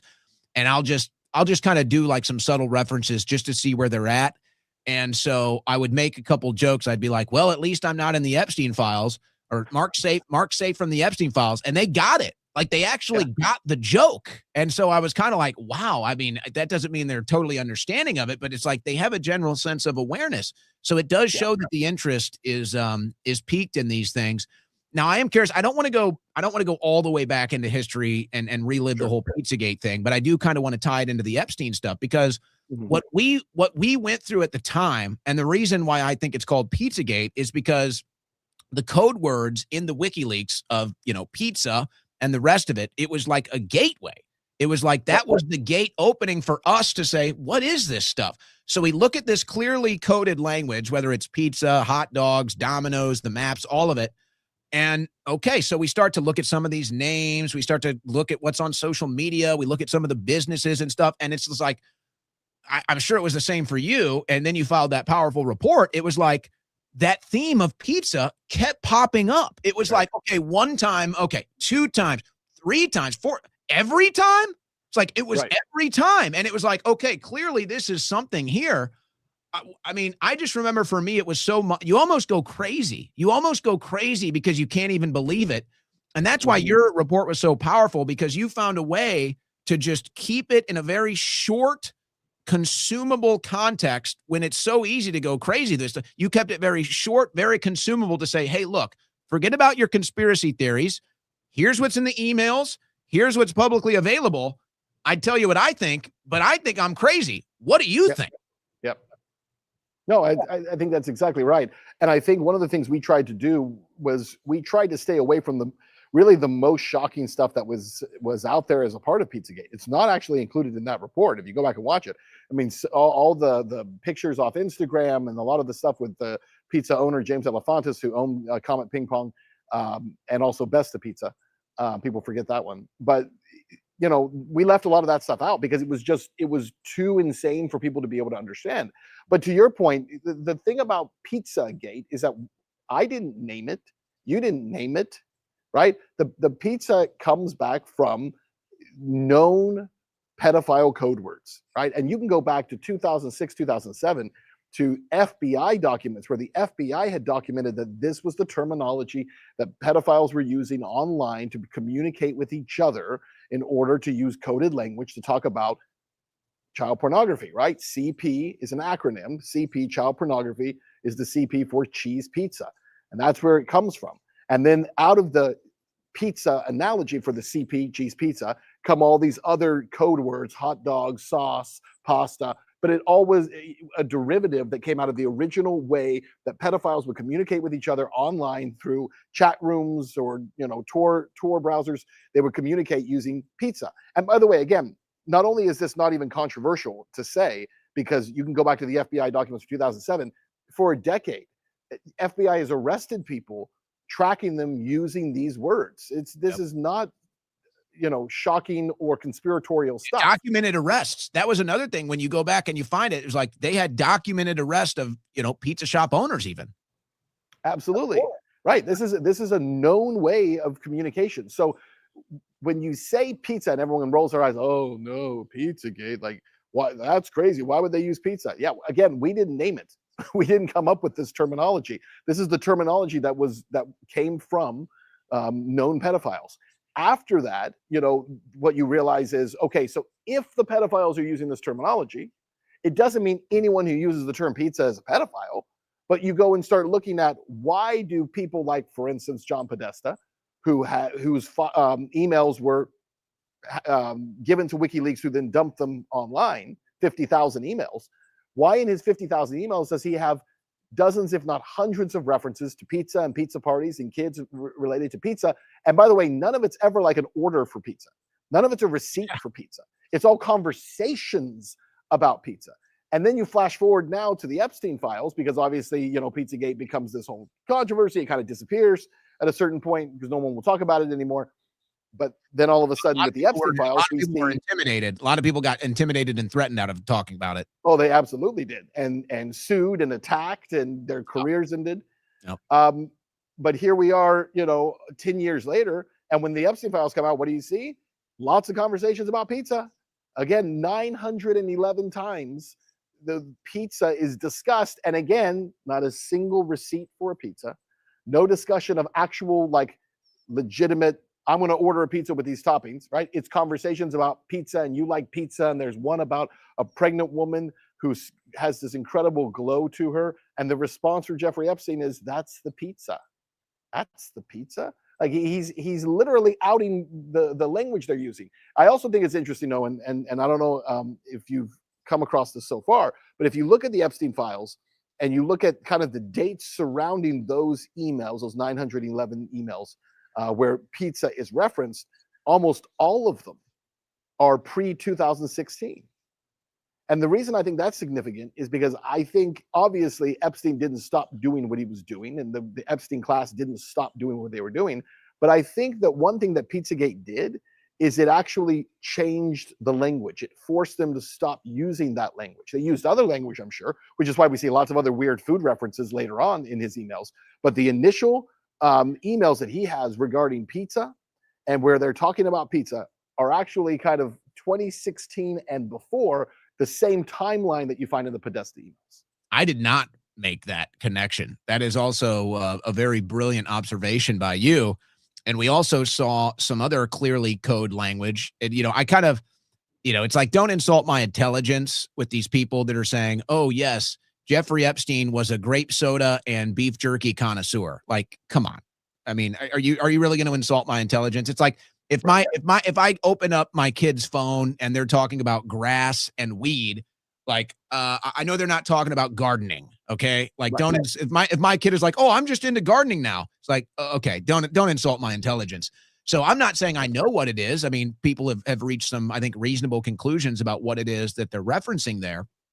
But there were so many connections, it's like, how can I believe it's a coincidence? You've got the Comet Pizza. Now you've got Howard Lutnick with the Comet Investors Group or whatever it is. It's like, am I supposed to believe that's a coincidence? Okay, well, we have certain boundaries in journalism that we have to follow. Right. But then it's just like all the jerky references, all the grape soda references. I don't see pictures of Jeffrey Epstein eating beef jerky and drinking grape soda anywhere. I don't see these parties. So I'm supposed to believe that here's Epstein, the most prolific child sex trafficker, pedophile in the world.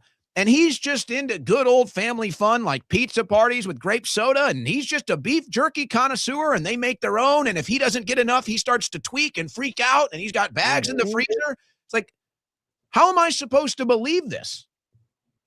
Yeah. I want to talk a little bit about that, because we actually did a report a few weeks ago on the jerky stuff, because I found it fascinating.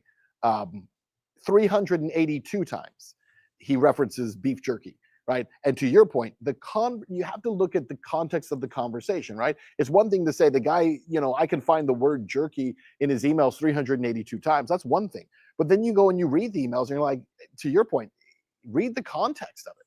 Who starts to freak out because they're running out of beef jerky? Who has beef jerky flown in specially for them? There's an email where he's basically complaining. Someone's complaining that Jeffrey's very, very angry because he's run out of jerky, and you were supposed to have brought him jerky last week. Are you going to be able to fly it here? Put it on the and if you can't, I can go in the private plane and get it from you and bring him the jerky because he's so upset. Really? Like, there isn't. I know he's on his little private island, but at some points he's in New Mexico.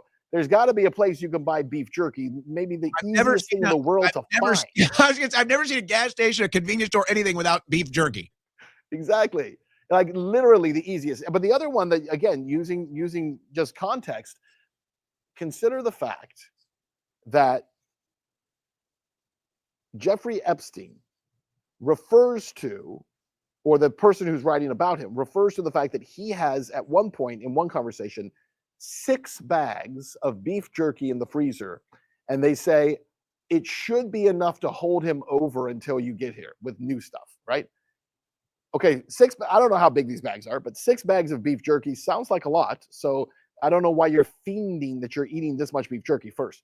But second of all, again, I'm not a connoisseur of beef jerky, but I'm pretty sure the one thing you don't have to freeze on the planet is beef jerky, because that's kind of the point of beef jerky, is that it's dried out and it doesn't have moisture in it. Therefore, it can just sit out. It doesn't have to be frozen. Who freezes beef jerky? And so the fact that they're even talking about putting bags of jerky in a freezer in order to be able to hold, and by the way, the other thing is, if it's really beef jerky, you're putting it in the freezer, but you're eating it at such a rate that your concern is he's going to run out of it.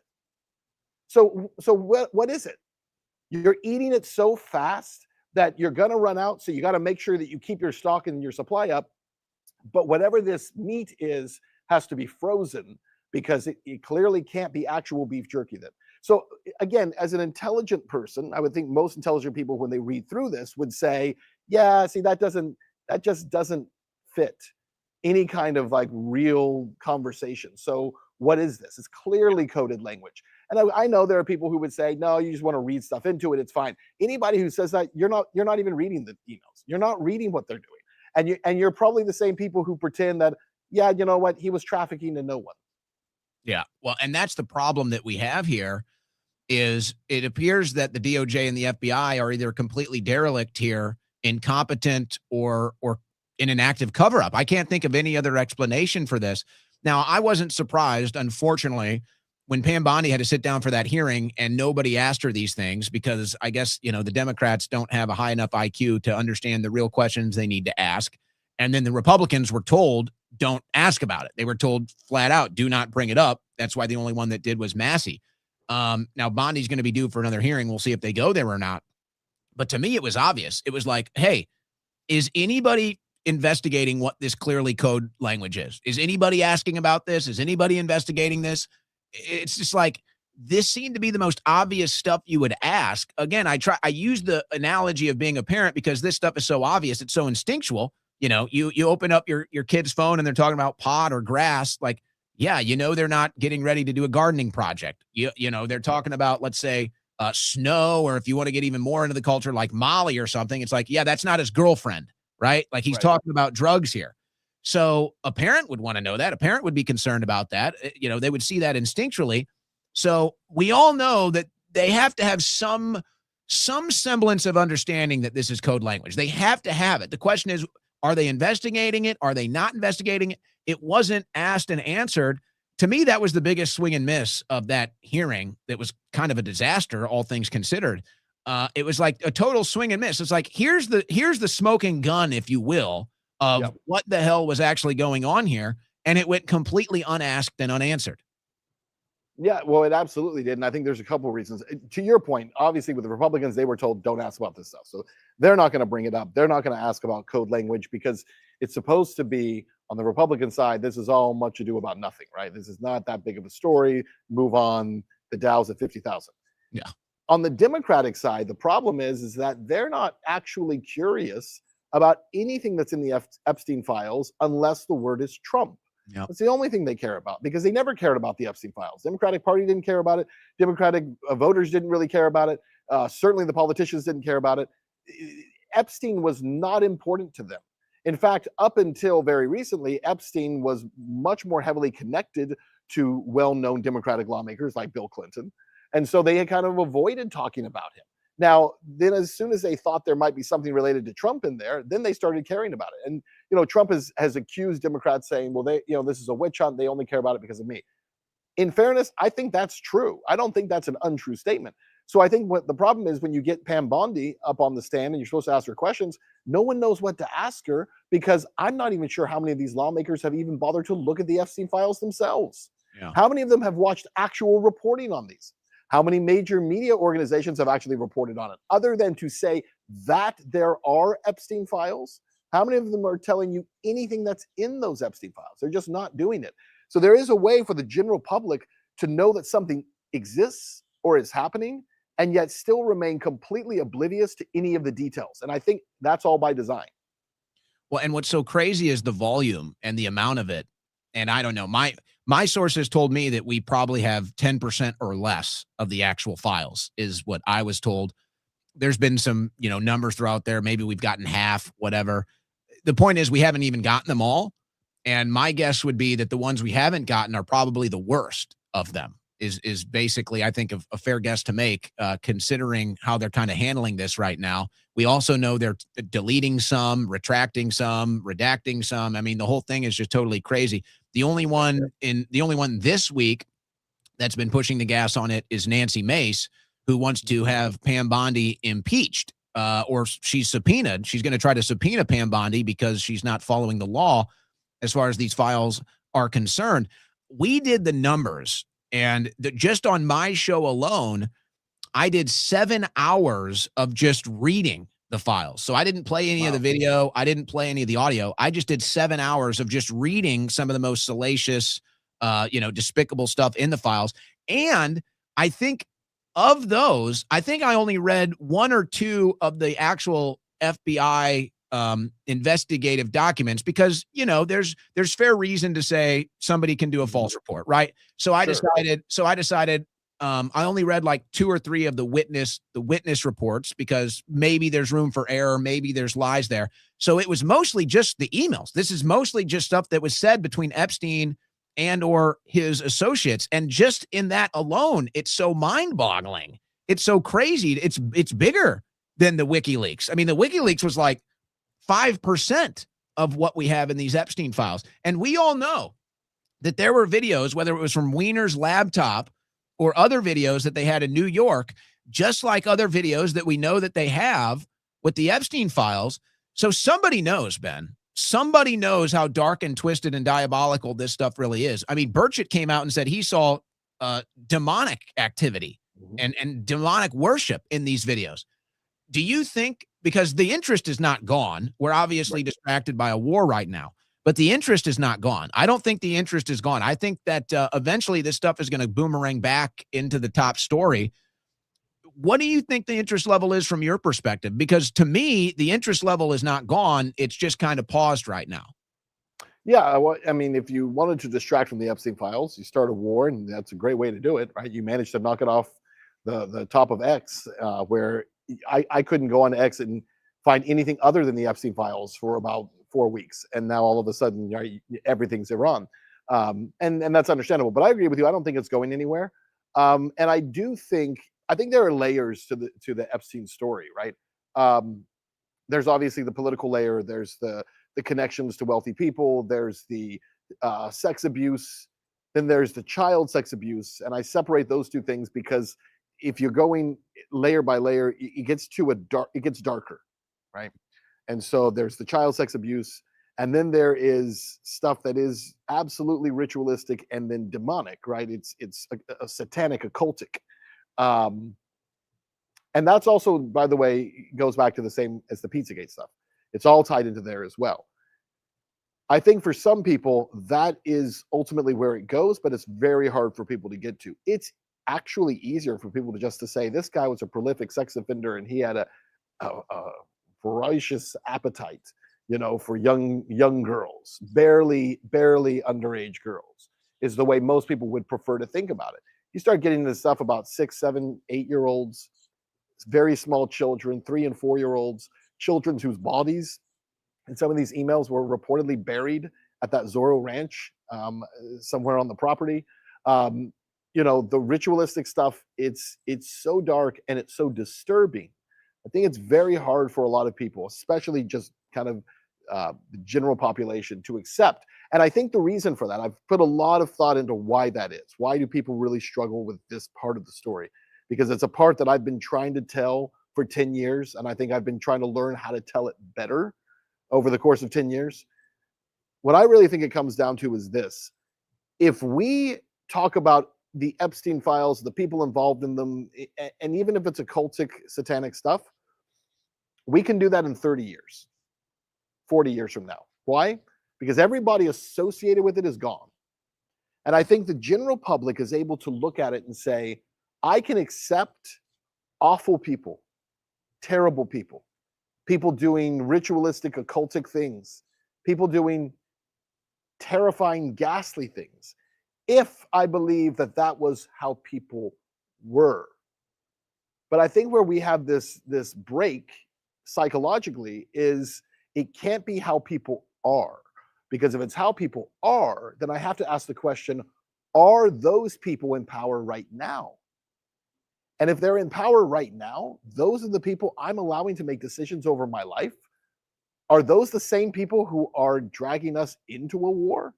Are those the same people who actually tried to inoculate the entire world 5 years ago with experimental vaccines? And so when you start to ask those questions, it requires a response. It requires that you do something. Because if you really believe, as the general public, that there is a group of people who are controlling so much of society globally for their own benefit and to your own detriment, you got to do something about it. It's a lot easier to say, you know what, 50 years ago, there were these terrible occultic groups who did these terrible things to children. Wow, I'm sure glad those people are gone. Glad that we've evolved past that and we'll never have to see that kind of thing again. Well, and I do wonder, whatever the extent of the blackmail operation was, I do wonder if they kind of decided now, whatever Epstein was doing in the 80s and 90s, you know, now that everybody carries around their own spy device and everything they do on the computer is tracked and traced, now it's like you kind of walk into the trap yourself. They really might not even need an Epstein to be running these blackmail operations because you just voluntarily do something online that they can catch you doing. I suppose that's a little more conspiratorial as far as the blackmail. I think that, by the way, I think that's brilliant. I think that's absolutely true. And I don't think people are thinking about that at all. I've heard the question, who's the next Jeffrey Epstein? Who is it now? And to your point, there probably isn't one because you don't need it. As you said, you're signing up for it. Yeah. And what's crazy too is if you look at the spirit cooking angle from the original WikiLeaks that led us to Pizzagate, and you look at Marina Abramovich and then all of her connections and what she was doing, it's like that had a shock value to it. And then you learn more about what a spirit cooking is. And it's like, okay, Democrat emails talking about spirit cookings. That's weird. Well, you look at the Epstein stuff, and there were a couple emails where they even said, this is not for email, right? It's like, hey, don't put that down on email. So that kind of shows you that even they had some semblance of, all right, we're going to have a line drawn here as far as what we discuss on the emails and what we don't. So if this is the stuff they're willing to discuss on emails, that they probably have some general sense of, hey, this could maybe get out, or hey, maybe this could come back to haunt me. They have some general sense of it, even if it's very low caution alert. They have probably something there. It shows that they knew, okay, hey, some of this stuff we don't even put down in a digital format. Some of this stuff we don't even put down in an email because it'd be so bad. So it's like, if this is the stuff they're willing to put in email, I can't even imagine what they have that they didn't put in email. No, I think that's true. And again, you could also, both the Podesta emails and the Epstein emails, one thing you can see is they were aware enough to use code language, right? They don't just say whatever they think or whatever they're doing. The fact that they use so much code language in order to describe so many things, again, it does demonstrate a certain level of sensitivity where they have to be careful. But I also think there's a part of it in which, so it in how do I say this? In monitoring and covering kind of these groups for a long time, I think there's a pattern, right, that emerges, especially with specifically ritualistic abuse and ritualistic abuse of children. And it seems like that pattern is connected to the idea that if you're going to do this, you're never a lone wolf doing it on your own. It's not this thing where they go off and hide and they have these perverse proclivities, and the majority of the population would like to see them that way.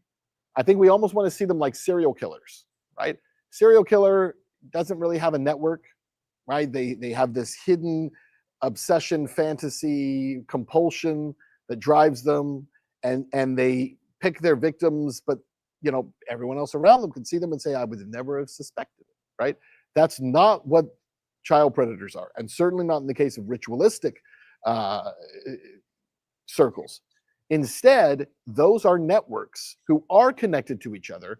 And when you start to read through those files, what you find is they almost have the same way that the serial killer has the need to hide who they really are and create like these multiple personalities.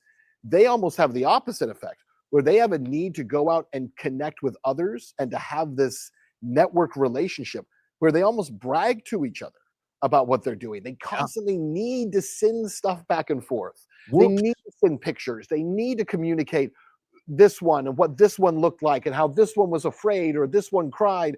And there is something else there. And I think there's a spiritual component to that as well. But there is a need for them to connect to each other, to communicate with each other, and to share this experience with each other, even if it's not sharing the actual experience in the moment. After the fact, they feel the need to do it. Yeah. Well, and I think everything is kind of to scale here. I think human activity, whatever path you take in life, everything kind of has the same levels, the same trends, the same, let's say life's challenges, initiations. And so I think that these groups do the same thing. So I kind of go back to what might be, maybe some normal social circumstances for kids. It's like, okay, you get into high school, maybe you get into college, and maybe you start to get interested in partying. Maybe you start to hanging out with these different social groups. Maybe you like it, maybe you don't. It's like, okay, maybe I want to try to drink a little bit. Oh, okay, these cool kids, they like to drink. Okay. Oh, maybe they got some drugs. Maybe they got some weed. They say weed is a gateway drug. Then maybe they got this. Then maybe. So it's like there's kind of like, it's like everything is to scale. So it's like, oh, okay, this is in college. This is how you kind of do things, decide who your social circles are. It's like, it's almost like the same thing happens in these groups. It kind of goes back to what you're saying. So it's like, okay, here you go. Maybe some do it willingly. Maybe some get trapped. But it's like, okay, here you go. You're hanging out with Jeffrey Epstein. You're at a party. You're on the plane. It's like, oh, look at it. A bunch of 18, 19-year-old hookers around here. Oh, but from all over the world. Oh, that's kind of nice. It's like, is he into that? Does he like that? Is he down with that? Yes. Okay. You bring him to the next one. Maybe now you got, maybe there's a 16-year-old there. Maybe there's a 17-year-old there. And it's like, hey, I'm on St. James Island. There's no laws here. It's like, oh, okay. Oh, you're willing to do that. Next thing you know, maybe you're at one of these pizza parties, grape soda parties. Maybe you're asking about jerky. You need some new jerky. And then next thing you know, you're at the temple doing God knows what, or sending a message that says whoops. So it kind of seems like there's that same social pattern in these groups that you're just indicating here, where it's like, yeah, some of them might just say, and maybe this was Trump. I mean, to my knowledge, it seems like it was Trump. Some of them probably just say, hey, I like hot women. I like beautiful women. Jeffrey Epstein seems to know a lot of them, has some parties. I get access. I'm hanging out with a bunch of beautiful women. Cool. Oh, once you get into the young stuff, I'm out, bro. I don't do that. I'm not into that. And then there's some people that might be into that. And then it's like you slowly but surely, it's like, okay, you get to that point where it's like, how far are they willing to go? How much are they into this stuff? And I think the bottom line at the end of it is the satanic rituals. I think that's like the final thing, the final level of this stuff. And whatever dark stuff goes down, we can only, imagine, I suppose, based off what we know. But it seems like that's kind of how the initiation goes with these groups. Yeah, I think that's spot on. I think you have it exactly right. I've been trying to explain to people there are circles, right? Multiple circles in this, and the widest circle is what you just described. The widest circle, Jeffrey Epstein knew everybody, right? That was his job, was to know everybody, and so he would connect himself. And that's why you see he's connected to tech, he's connected to militaries, he's connected to politicians, he's connected to Hollywood and music, he's connected to modeling, he's connected to everyone, right? And that's what he spent all of his time doing, was connecting. But just because you're connected to Jeffrey Epstein does not mean that you were involved in anything terrible. His job was to connect to you. Just because there are emails doesn't mean let me say it this way. When there are emails that mention your name, it does not mean that you were involved in anything. Because Jeffrey Epstein also has lots of emails where he talks about people. Doesn't mean he's talking to them. He's just talking about them. And so that's one thing that frustrates me, is people will say things like, Trump's name came up, and they give the number of times. And I'm like, okay, but did Trump have an email exchange with Epstein? I'd like to see that. Now, they've redacted so much stuff. Who knows if you can find it or not, but I would like to see that. But it does not particularly interest me to see that Epstein talks about Trump, because of course he would. Trump was running for president. He talks about trying to stop Trump from becoming president. He talks about trying how to sabotage him. So talking about Trump, which everyone does pretty much globally every day, doesn't mean that Trump's responsible for anything. But then you have this, so you have that widest circle, but then you have the circle, like, as you said, and then, we have these parties and you like pretty girls, you like good looking women. We have lots of them around us. He's connected to Leslie Wexner, who runs Victoria's Secret. The man's can find some good looking women. And so it's like, there's a circle of that. That doesn't make you a pedophile, but then the circles get smaller, and you're absolutely right. And then the final circle, and I think they kind of work you, there's a scandal from the 1980s in Washington, D.C. that was known as the Golden Boy scandal. Are you familiar with that? I don't think so. No. So the Golden Boy scandal was a scandal in which young boys were trafficked into Washington, D.C. to sex parties for a lot of powerful people, politicians. There are even reports that they were, at times during the George H. Bush administration, they were actually smuggled into the White House at that time. That was some of the accusation around it. And there was a madam, essentially the pimp, and pimp is not the right term, obviously, because they're not prostitutes. These were boys who were being abused, and they were all very young, who was finally caught, busted, and was sentenced to prison. Of course, none of the Johns were ever named, right? You go and you get the trafficker, and then none of the customers who were taking any of these boys and abusing them. But there were two interesting details out of that. One is there was a reporter from the Washington Post at the time who managed to get a hold, though, of the little black book that had all the credit card numbers of the Johns. And so he started trying to trace the credit card numbers back to the people in Washington who might be connected to. He was raided by the FBI, and then a judge, they seized all that book and all of his research, and then a judge sealed it all for all time.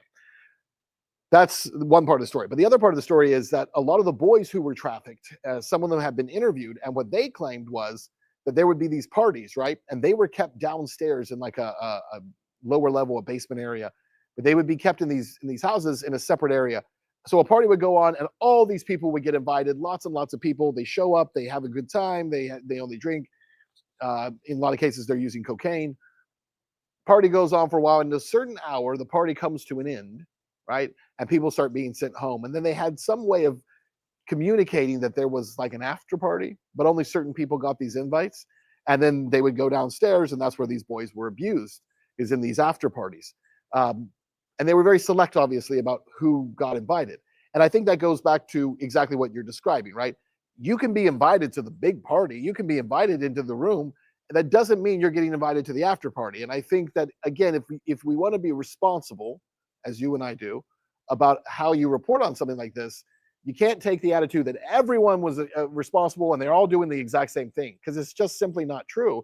And it also doesn't do justice or bring justice for those who were truly doing the worst of this stuff, because you're lumping them in with people who weren't. And so you just kind of make a white noise out of the whole thing. I brought this up. I was having a similar conversation with Liz Crokin, and I brought this up as something that, kind of stuck out to me that not many people were mentioning, is how there seems to be no connection that at least we can make between the people that were involved in the Pizzagate exchanges and the people that were involved in the Epstein files. It seems like these are two totally different groups, which I'm looking at that and I'm thinking, wow, that kind of shows that there are multiple of these groups. There are multiple groups that hover around DC or wherever, political parties, and they're all kind of into at least some of the similar stuff, some of this stuff that the average person couldn't even conceive of thinking about or doing.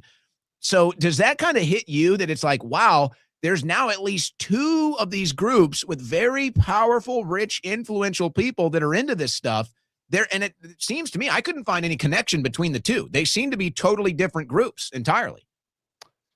I'm not sure if that's true. I don't have a lot of evidence that connects them, but there are some connections so far that I've been able to find that I find to be interesting. For one, you mentioned the name Marina Abramovich, right?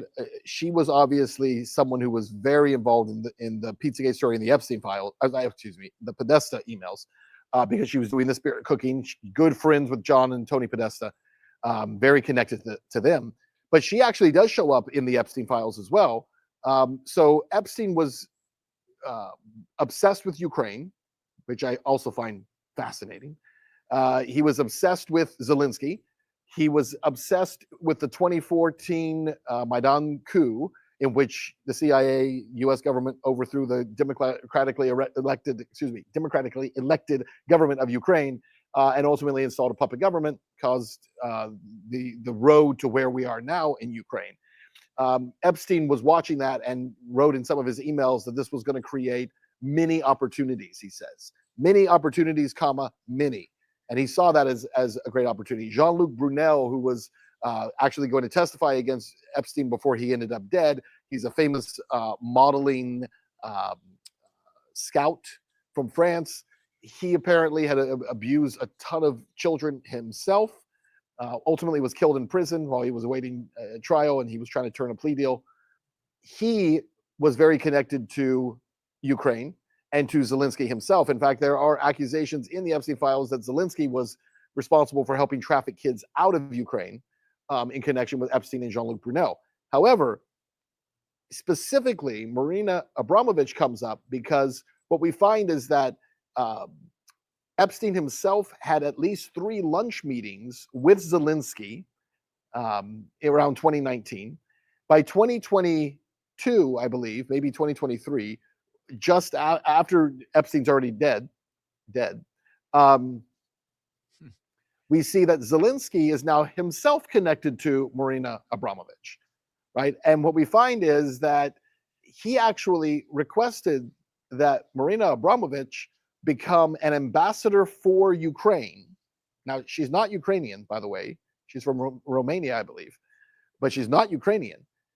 He asked that she become an ambassador for Ukraine, and you'll love this, so that she could work specifically as an ambassador to children who became orphans during the war. And that would be her focus, would be on these children.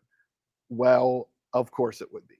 So the fact that there's a kind of a bridge between those two, I find interesting. The other thing I find very interesting is at least 38 times after WikiLeaks dumped the John Podesta emails, Jeffrey Epstein emails the WikiLeaks link to various people.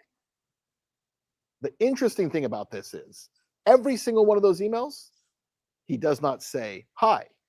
He does not say your friend Jeffrey. He does not say thought you'd be interested in this. Says nothing. The emails don't have any writing on them at all. It's just the hyperlink to the WikiLeaks dump of John Podesta's emails. The names are redacted of who he's sending them to, so we don't know. We can see it's coming from Jeffrey Epstein, and multiple times, dozens of times, he's sending this link out to his circle. The fact that he is sending out the link to Podesta's emails to so many people without saying anything. You alluded to this before. There are certain things they don't say in the emails, and it's almost as loud when they won't say it as when they do. He says nothing else, just sends the link. So there are echoes, I would say, right now in what I've been able to find that are starting to connect those two stories. I think there are deeper connections there. I'm still looking for. Well, that's great in-depth research. And if we were going to go more in depth, we'd need another hour to do it. I got one last question for you. But what the other crazy part of this is, because you bring up Abramovich and they give her the children. It's like there was a big UN story where they raided a trafficking institution that was in a UN building.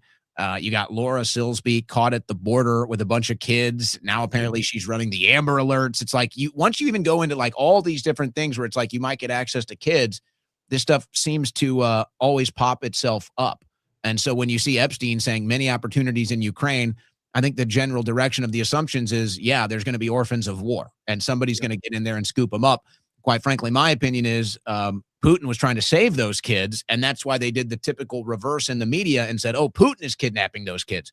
I tend to believe the opposite, but you don't need to express your opinion on that. My last question for you, this is a totally different direction, but I just kind of want to get your general thoughts here. If you could sum it up for me and my audience, how would you sum up the state of the American media on this March 5th, 2026? What is the state of the American media right now from Ben Swan? Ooh, I mean, I guess, the state of The media is not good. And really, so let's break it into categories. Corporate media is dead. We've known that for a long time. That's been the case for a long time. Then there was this incredible renaissance that came along in the mid kind of 2010s, where all of a sudden you got a lot of folks who are being able to utilize technology and social media to get the word out. They don't really need to go through the gatekeepers anymore. Great. That was terrific. But man, in 10 years, a lot of that's changed too. I mean, if you look at what's happening even within the influencer world, within the citizen journalist or the independent journalists, right? I don't know. When you've got, I give you an example. You've got a lawsuit that's just been filed by a bunch of influencers. Because remember that Israel said it was leaked that they were going to pay influencers $7,000 a post to shill for Israel. Well, now there's a lawsuit that says, a class action lawsuit saying, we never got paid. We're owed this money. How embarrassing. How shameful that not only did you take $7,000 a post to say that Israel was great, but now you're having to sue for the money? I think one thing that we see happening is, what we just saw happen with Candace Owens the other day, right? She's going to turn out this thing on Erica Kirk, Bride of Charlie, which, I watched the first one. It's okay. I will say the name's pretty great, though. Very, very clever with the name, The Bride of Charlie. Good production value. There's no doubt about that. For sure. But the real story there wasn't even Candace's report. It was all the influencers who word for word started calling her demonic the day that she put out her trailer. The fact they were all using the exact same terminology. So there's something happening right now, Owen, that's it's almost depressing, because you say, the same junk that existed in mainstream that we were supposed to be breaking away from, we were supposed to be getting free from, we were supposed to have this independence now. Now we have these weird kind of cabals of independent journalists and independent influencers who aren't independent at all. They're all echoing the exact same thing. They're all vying for access. And so you have like these battles that are taking place online. It used to be the independents against the corporate media. Well, now the corporate media doesn't even count anymore because no one listens to them. So now it's the independents against the independents. And there's like a civil war happening right now. And you watch the Dave Rubin hates Tucker Carlson and Megyn Kelly, and they hate, Turning Point USA and Ben Shapiro. And, I just saw Glenn Beck. I don't know if you and your audience saw this. He just released a video where he's doing like an AI conversation where the AI generated George Washington so that George Washington can tell Glenn Beck why he's in support of the Iran war. What is happening? It's a little better than the Cheeto face segment. I think it might have a little, I don't know. It's open for debate whether the Cheeto face or the AI George Washington was better. I gotta tell you, the George Washington is wearing like a slouch T-shirt too. I'm not even sure what that's about. I bet George would have dressed better. I agree, and he would have been just unreal.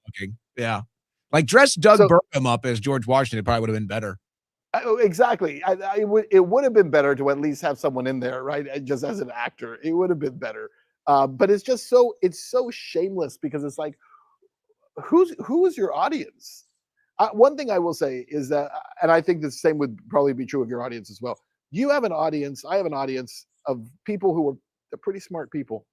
Yeah. And you don't do your research. You don't cover your bases. You don't have facts. They're going to walk away. There's a high standard that's on us for what we do. And then I see people like that, and I'm like, Glenn, like, who's watching you that they would actually watch this and be like, yes, George, I'm with you. If George says it's okay, let's bomb Iran. Like, really? That's who your audience is? It's pretty incredible. So the state of media is not good, if that answers your question. Well, it shows how in tune you are, honestly. It shows how in tune you are with everything, that's where you went. Because I'm seeing the same thing. And when it first started happening, I started getting the digital influence campaign offers. I got invited into all these different offers and the text threads and the email threads and everything. And I never did it. I always reject it. At first I said yes, just so I could get access to it. But then they figured out I was reporting on it and they cut me off. You know, when you said the word depressing, I think that's what really hit home the most to me. Cause you know, I don't have a problem with people making a living, right? I'm a free market capitalist. I don't have a problem with people making a living. And quite frankly, it's a lot of my friends doing it. It's a lot of my friends that are doing this. Where I draw the line is when you're willing to sell out your ethics and when you're willing to sell out your audience. That's where I draw the line. Hey, you want to do a paid post for a political campaign that directionally you generally agree with, whatever. You want to do a paid post because somebody just put up a new poll and you're just sharing it, whatever. When 2 years ago, you're staunchly against war in Iran, and now today you're posting pro-war in Iran, that's where I draw the line. That's where it gets depressing. That's what we're seeing a lot of. And I know you'll never do it. I'll never do it. That's why we love you. That's why we appreciate you. That's why we're glad that we had you on today. We'll be following your work. Ben Swann, where can people follow your great work? So check me out on both X and Instagram. It's Ben Swann _ SWANN _. And of course, truthinmedia.com. Amazing stuff, Ben. We really appreciate your time today. God bless. Godspeed. Thank you, Owen. There goes Ben Swann. We're going to upload that full interview, folks, on YouTube, X, and on Rumble. That's just incredible. That's just one of the best, really. You're not going to get much better than Ben, and he's going to be around. So we really appreciate that, and we'll hope you'll spread that one far and wide. Tell you what, let's take a short break. We're going to go into a little bit of overtime today. I anticipated we might need to do that. So let's take a short break, and then we'll come back with a little bit of overtime. You're listening to the Owen Report on the Win Network.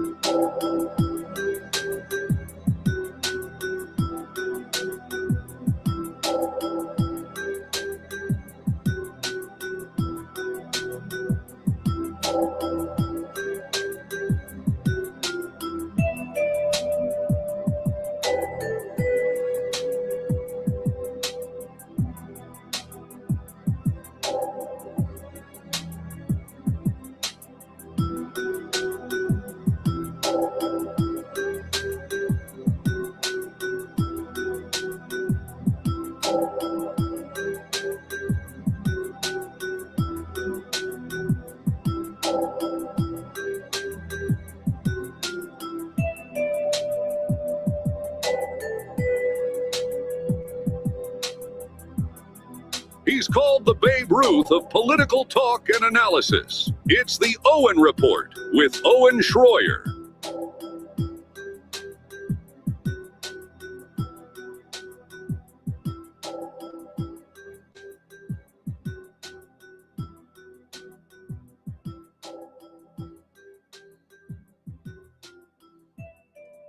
All right. Let's just get the rest of the news off the desk here. Quickly, let's get the rest of the news off the desk, and then we will go to your super chats in a little bonus time today. Man, though, how great was Ben Swan? How great was that? Amazing stuff. All right. You guys remember, I forget what day it was when Tom Cotton, I guess it was probably Tuesday, when Tom Cotton said, Iran has been an imminent threat for 47 years. That was the exact quote. We got an all-timer on the community notes on X. Nothing can be imminent for 47 years. So, oh, man. Hey, so the memes are starting. The New York Jets have been an imminent threat to win the Super Bowl for 56 years. Well, you got to go with the number. You got to go with 47. So pick your, what do we want to do here? That's a good one. The New York Jets have been an imminent threat to win the Super Bowl for 47 years. That's painful. That's got to be rough.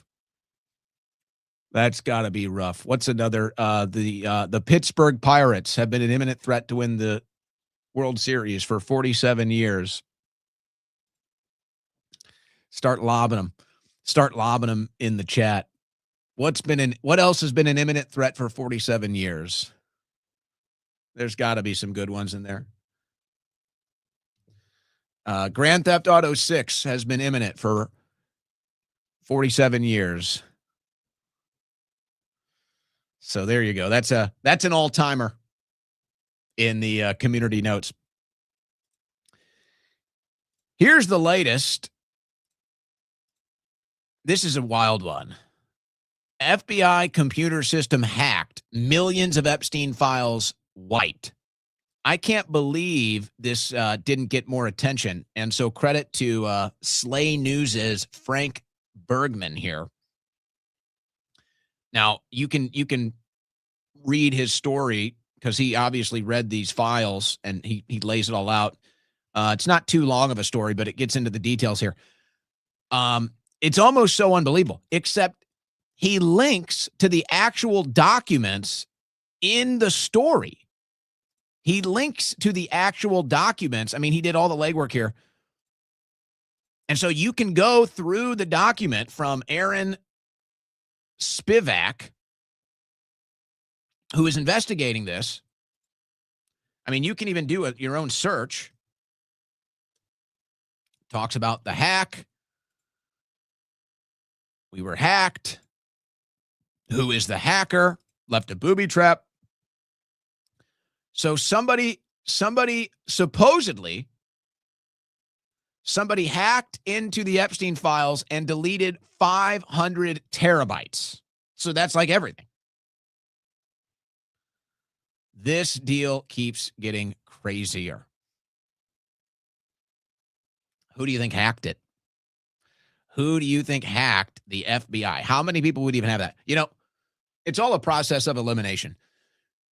How many institutions or groups could even have the ability to break into a jail cell and have somebody killed? How many people could break into the highest security prisons in the world to kill Jean-Luc Brunel or Jeffrey Epstein? Now, you know, I flipped. I think Epstein's still alive now.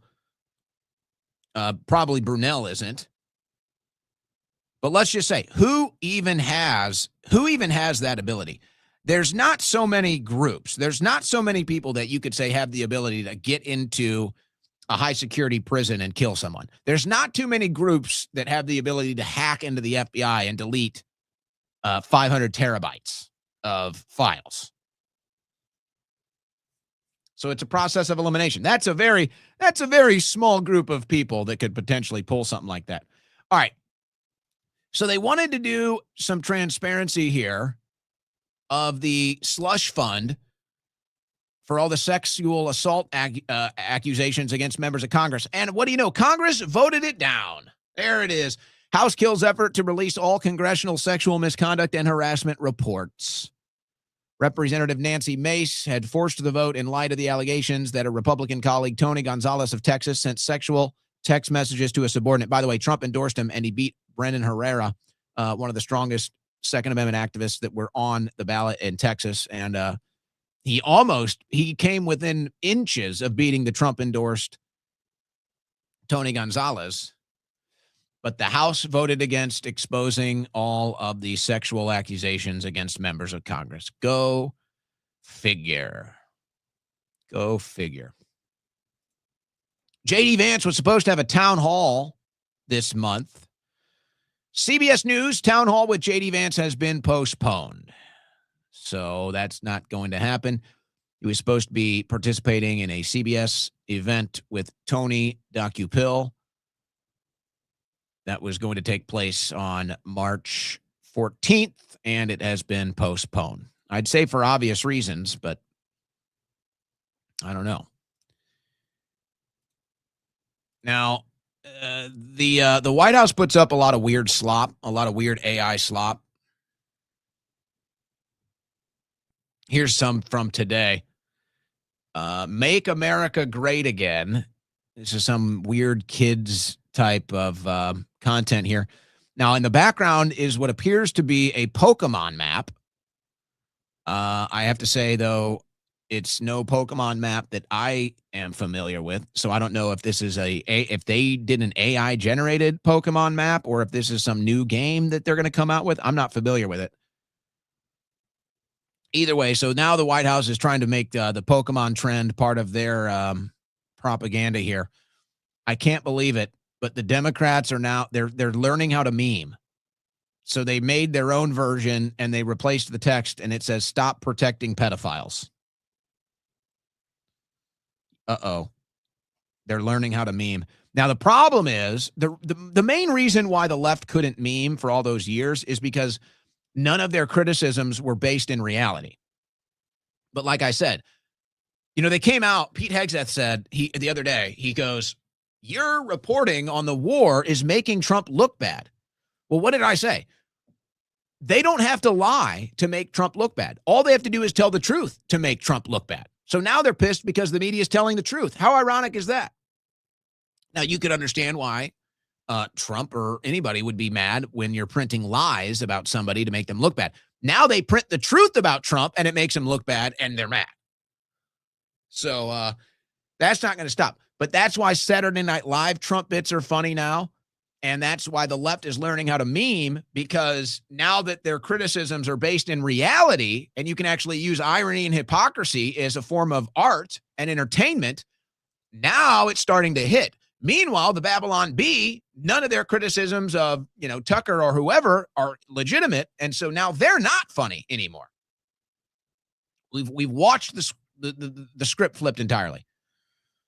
Speaking of woke right, listen to this from the Florida GOP. Tell me how this reads. I'm going to pretend you don't know where this is coming from. I should have done this. I should have done a different piece. What if it read like this? Statement from the Democrat Party of Florida. The Democrat Party of Florida consistently stands against racism, anti-Semitism, and bigotry in all its hateful forms of expression. The Democrat Party of Florida has been made aware of repugnant comments made by a few individuals in a group chat that are completely contrary to everything the the Democrat Party of Florida stands for and represents. The Democrat Party of Florida is undergoing an internal review of this situation and as such will not comment further at this time. I slipped up. I said Republican there. No, that's a message from the Florida GOP. This is woke. This is woke garbage. Somebody call the president. Everything woke turns to shit. The entire GOP is turning to shit. The entire right-wing movement, MAGA movement, GOP, it's all going woke. It's all turning to shit. Wake up! Rick Scott, this is disgusting. It cannot be tolerated. Listen to yourselves.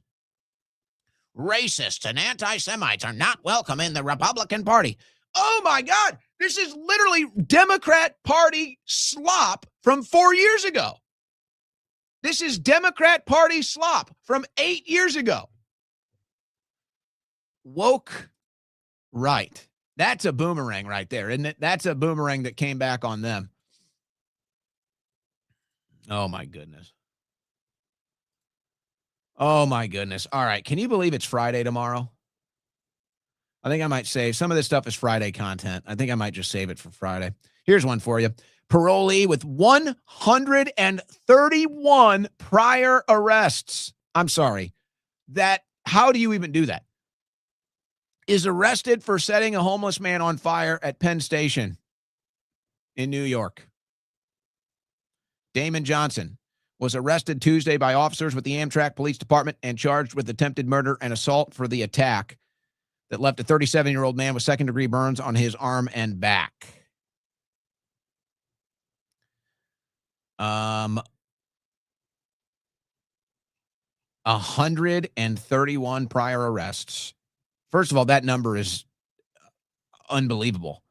I feel like, it's like once you get past 50, I mean, good God. It's like once you get past 50, what are we doing here, guys? Once you're past 100, what? How old is this guy? 10 million years old? Over 100? 131. It's like, can we have a rule? If you get arrested over 50 times, it's like, maybe it's time for you to have a permanent home. 131 sets a man on fire. This is clown world. This is clown world. Back to that Florida GOP thing. Are they going to scold Randy Fine for his hateful speech, for his bigoted speech? Yeah. Yeah. Hey, all right, a little sports slop before we sign off. The World Baseball Classic is about to start. It's kind of a non-starter. We'll see how it does. Kevin Youkilis, if you're a baseball fan, you know the name. Kevin Youkilis, former MLB All-Star, two-time World Series champ. He's going to join Team Israel. He's going to be joining Team Israel instead of Team USA. It doesn't matter that he's from Cincinnati, Ohio, and has never lived in Israel. He's going to join Team Israel. Why is that? You're not Israeli.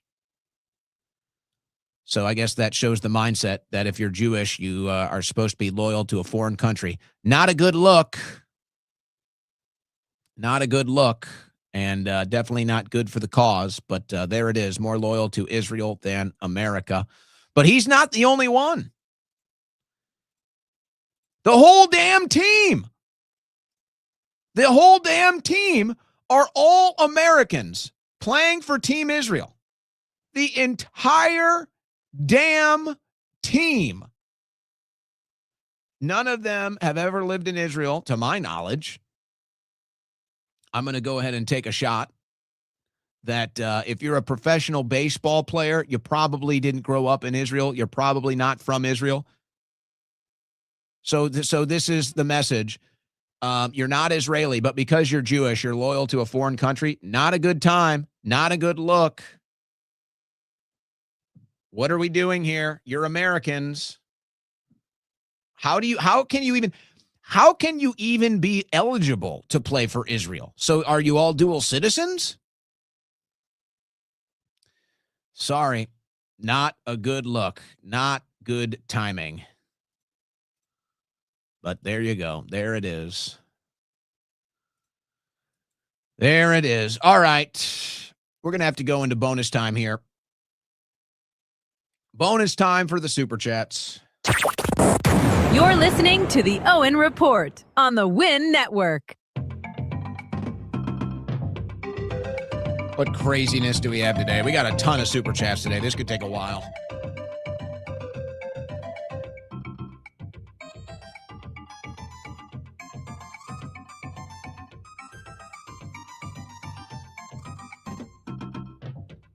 Oh, I can't. I can't.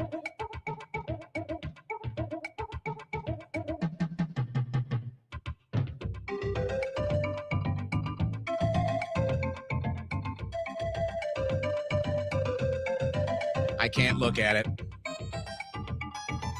The bombs are dropping. More death and destruction in the Middle East. Here we go. B-2 bombers dropping 2,000-pound penetrator bombs. Yikes. Oh, my gosh. Fox News is running the phone number.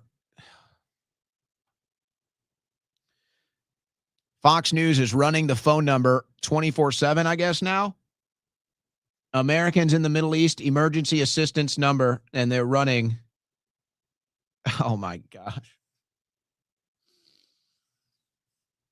What a disaster.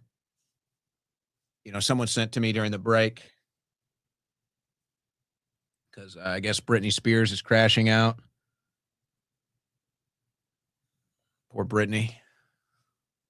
She's crashing out. They said, Owen, it's the year 2001 again. Britney is crashing out. Pokemon is popular again. We're bombing the Middle East. I said, wait a second. Don't you forget what else happened that year?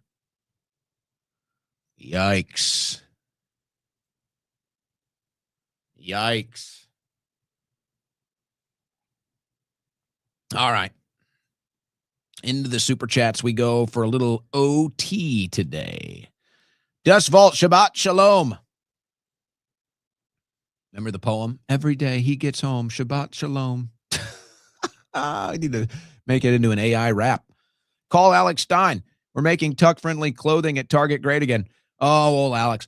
I saw he trolled Dan Crenshaw today. That's fun. That's fun. With Hillary, you'll end up in World War III. Look, we're not there yet, but it's not looking good. Tay-Tay, Waffle House banned James Fishback. It didn't make, actually, I had that story. It didn't make my final cut today. But I saw, apparently, IHOP, unless Fishback could be trolling, but apparently IHOP has sent him, IHOP has slid into Fishback's DMs. Whoa.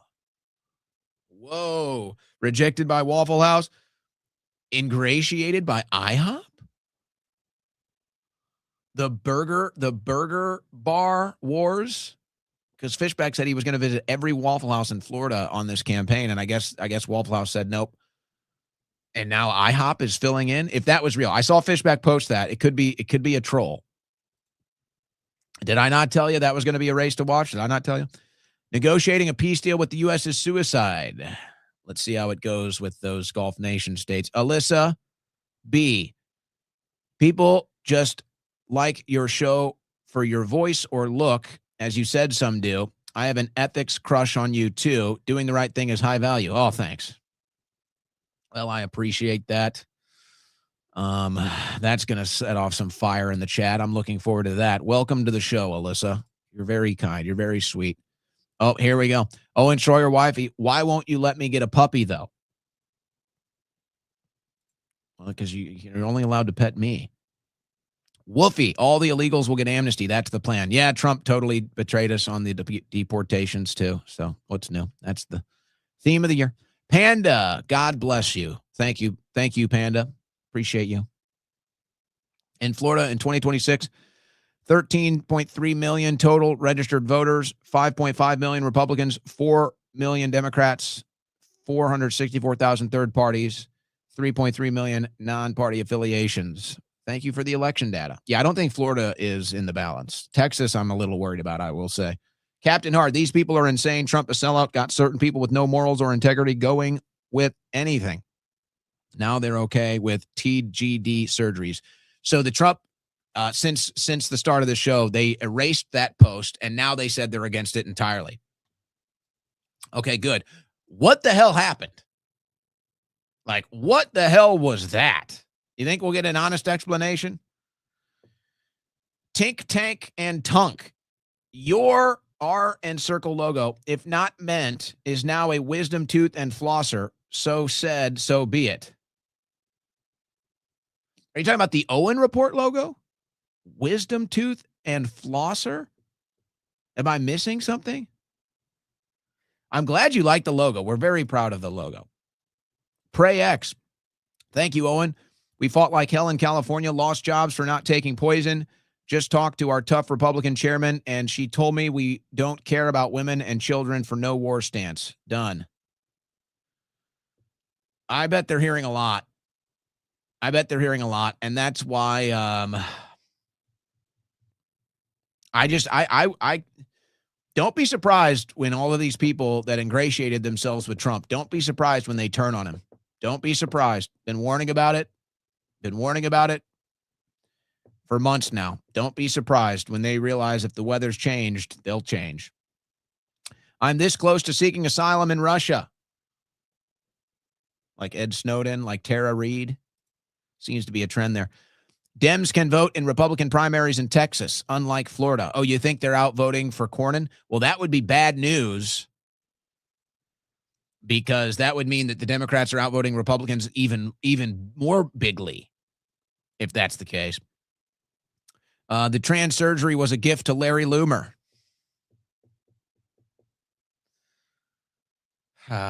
Don't even get me started.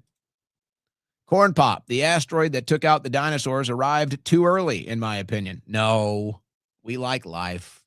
Life is good. Player Hater 1, Trump hit the art of the deal on his supporters, was the plan all along, and seals the deal for Agenda 2030. It's not looking good. Not looking good. Thank you, MAGA CAG Phi. 40 chests, but MAGA are the pawns. Got duped. Some of them still getting duped. Trump changed the post and removed the parental part to say no trans surgery, no integrity. He was getting crushed. That's why he changed it. Comedy show.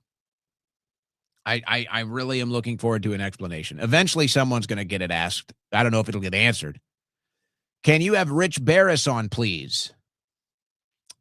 Does Rich follow me? I think so. Yeah. The People's Pundit.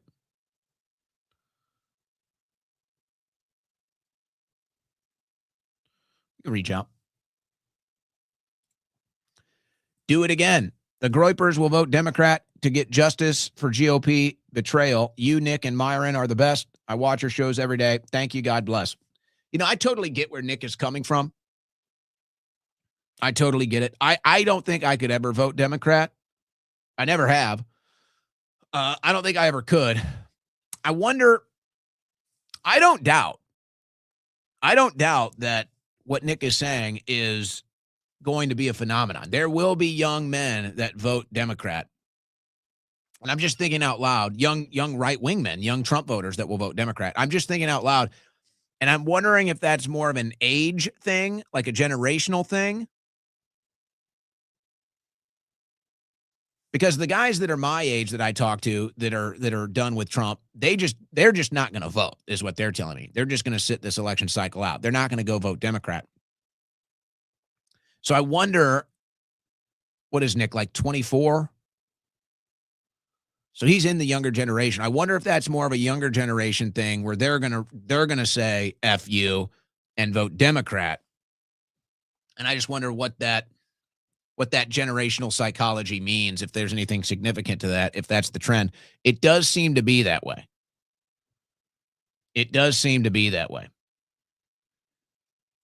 And it's so funny. You know, here's what's so funny about it. What's so funny is to watch all of the MAGA cult members and the MAGA-tards that are like, oh, see, told you so. He's a Democrat, about Nick. And it's just like,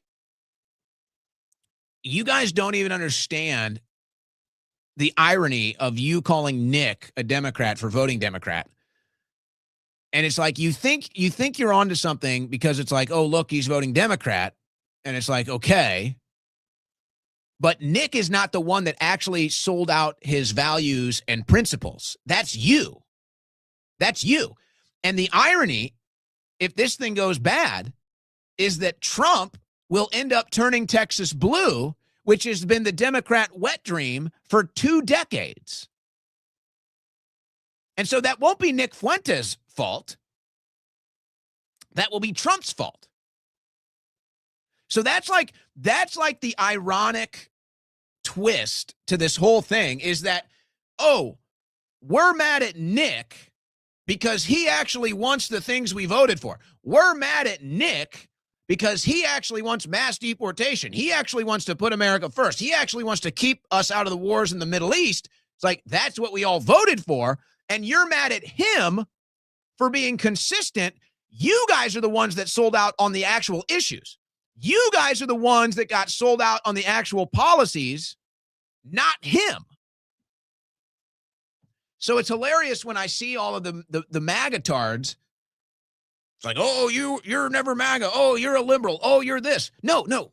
You guys literally sold out everything. You did this. It turns out you guys have no values, no principles, no integrity. You're literally just Trump cultists. Or if I want to be nice, you're Trump loyalists. But there's no different at this point. You guys did that. And so when Republicans lose in the midterms, it's not going to be because of Nick. It's going to be because of you and Donald Trump. And they think it's this big gotcha thing. Oh, Nick's voting Democrat. Oh, told you. Oh, yeah, told you. Oh, yeah, told you. Look who's going to war with Iran. Oh, yeah, told you. Look who's building the big tech surveillance state. Oh, yeah, told you. Look who's not doing mass deportations. Oh, yeah, told you. Look who's not doing Doge cuts. It's like, what a joke. Technesis. Oh, and my man, so proud of you for standing on your ground and staying true to your morals and ethics. Been praying for you a long time. God is working in your life in amazing ways. Rock on, dude. Thank you. I appreciate those prayers. Need them. Appreciate it. DZ, outrageous. Bet Trump gets MAGA to support Epstein. Well, they kind of go along with the whole Epstein files are a hoax thing. So I don't know. I think that's kind of already happened. Back to our, what is Trump going to get his cultists to believe next? They love war now. They were almost for trans surgeries, but Trump saved them from that one. They were for a second, though. MAGA was for trans surgeries for about an hour. Hello, Kitty. Hi, Owen and chat. Question, are we buying or stealing the Venezuelan gold? Well, if it's happening at gunpoint, does it really matter? Have you considered that these bad decisions by our human leaders is paving the way for AI to take over all decision-making and the political system? Yes, I have. And that's part of the reason why I say you still need to vote, because if we give up voting, then they'll take it from us. You know, the old Ingersoll Lockwood book, The Last President. I don't know, guys. The real uprising needs to happen. I think more are on board than ever. I see no other way. Crusader mentality, done turning the cheek. God bless. You know, Trump signed that act getting ready for, I think protests. Goes into place in April. So it all seems to be right on time, doesn't it? It all seems to be right on time. So what are they going to do? If there's protests this summer, maybe there's anti-Trump protests, they're going to crack down. Super chat money goes to Owen, right? Yes. No, it goes to the World Independent News Network, but that is my network. So it's essentially me. But no, it doesn't go to me. The World Independent Network. We have 2 employees. And so it goes towards building this network. So, it's my network. I own it. I'm independent. But no, it doesn't go directly to me. It goes to the World Independent Network that I'm trying to build, make bigger studios, everything that goes along with that. It's going to be a process. We're trying to do it as organic as humanly possible to stay as independent as possible. But when you do a super chat, it is helping me build the network and this show. Corn Pop, did you see they changed 0.5? That was fast. Yeah, well, MAGA was pro-trans for about a 2-hour deal. Brian McGinnis is more MAGA than Trump now. So, yeah, I think I said that yesterday. That one got him going on the Clips account over there. I don't run that account. I don't post. People think it's like that account has their own headlines, their own captions, their own edits. That's not me. They asked if I wanted editorial control. I said, no, that's your guys' account. So you guys do it. But they clipped that one. That got them going. That really, and did I not call it though? Did I not call it yesterday?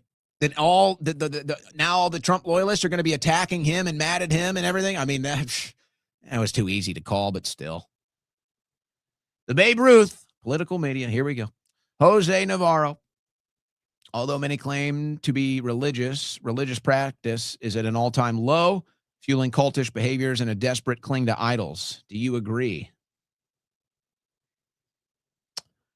Well, I don't know if I could say an all-time low. But yeah, I'd say directionally, generally speaking, I definitely agree. It's crazy. Honestly, it's crazy what Trump has done to these people, isn't it? It's got to be the most cultish thing we've ever seen. I mean, it's worse than Obama. Who's ever running this show at this point, got to give him credit. The directors, the screenplay, the dialogue, the writing, the script. I mean, you got these people completely brainwashed. So I'll give him credit. Tell us more about the Third Temple, Hegzeth. Yeah, Hegzeth is pro-Third Temple. I didn't pay attention. Did they destroy Obama too? Well, Obama sold out. He eventually started bombing the Middle East too. But he did do the Iran deal. So I don't know. That's a lie. It's bless Abraham's seed, which is Jesus. We're getting into theological stuff from earlier. Boomer salad tossing slopaganda. Yeah, we're talking about, I'm assuming this is about Bachman that we played earlier. Ugh, what a mess. Carol Sanderson, C.S. Huntington Beach, Colorado governor set to grant clemency to Tina Peters and release from prison. Oh my gosh, really? Oh my gosh.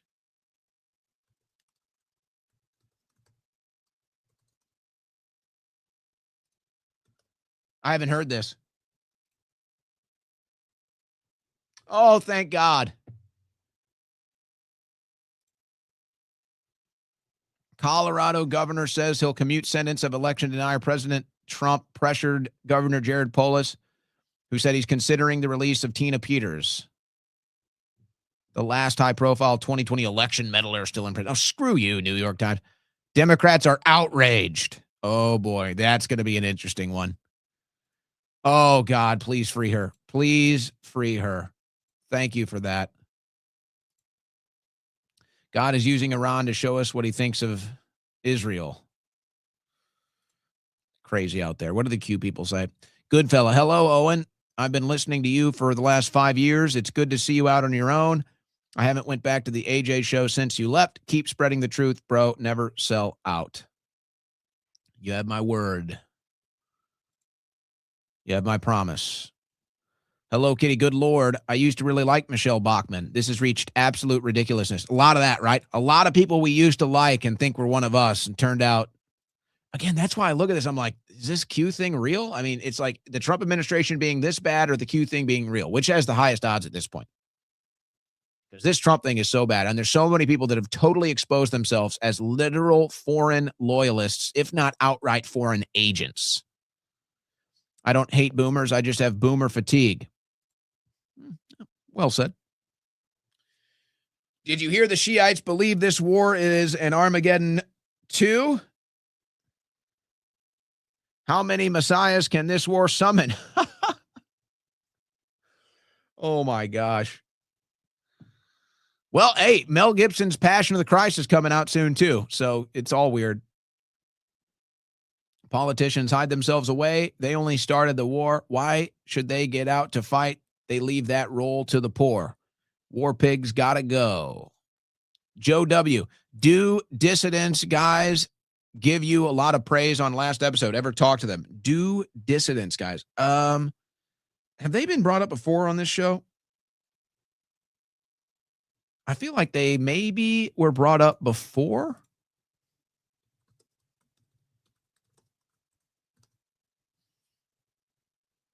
I'm looking up their YouTube channel. Got a big following over there.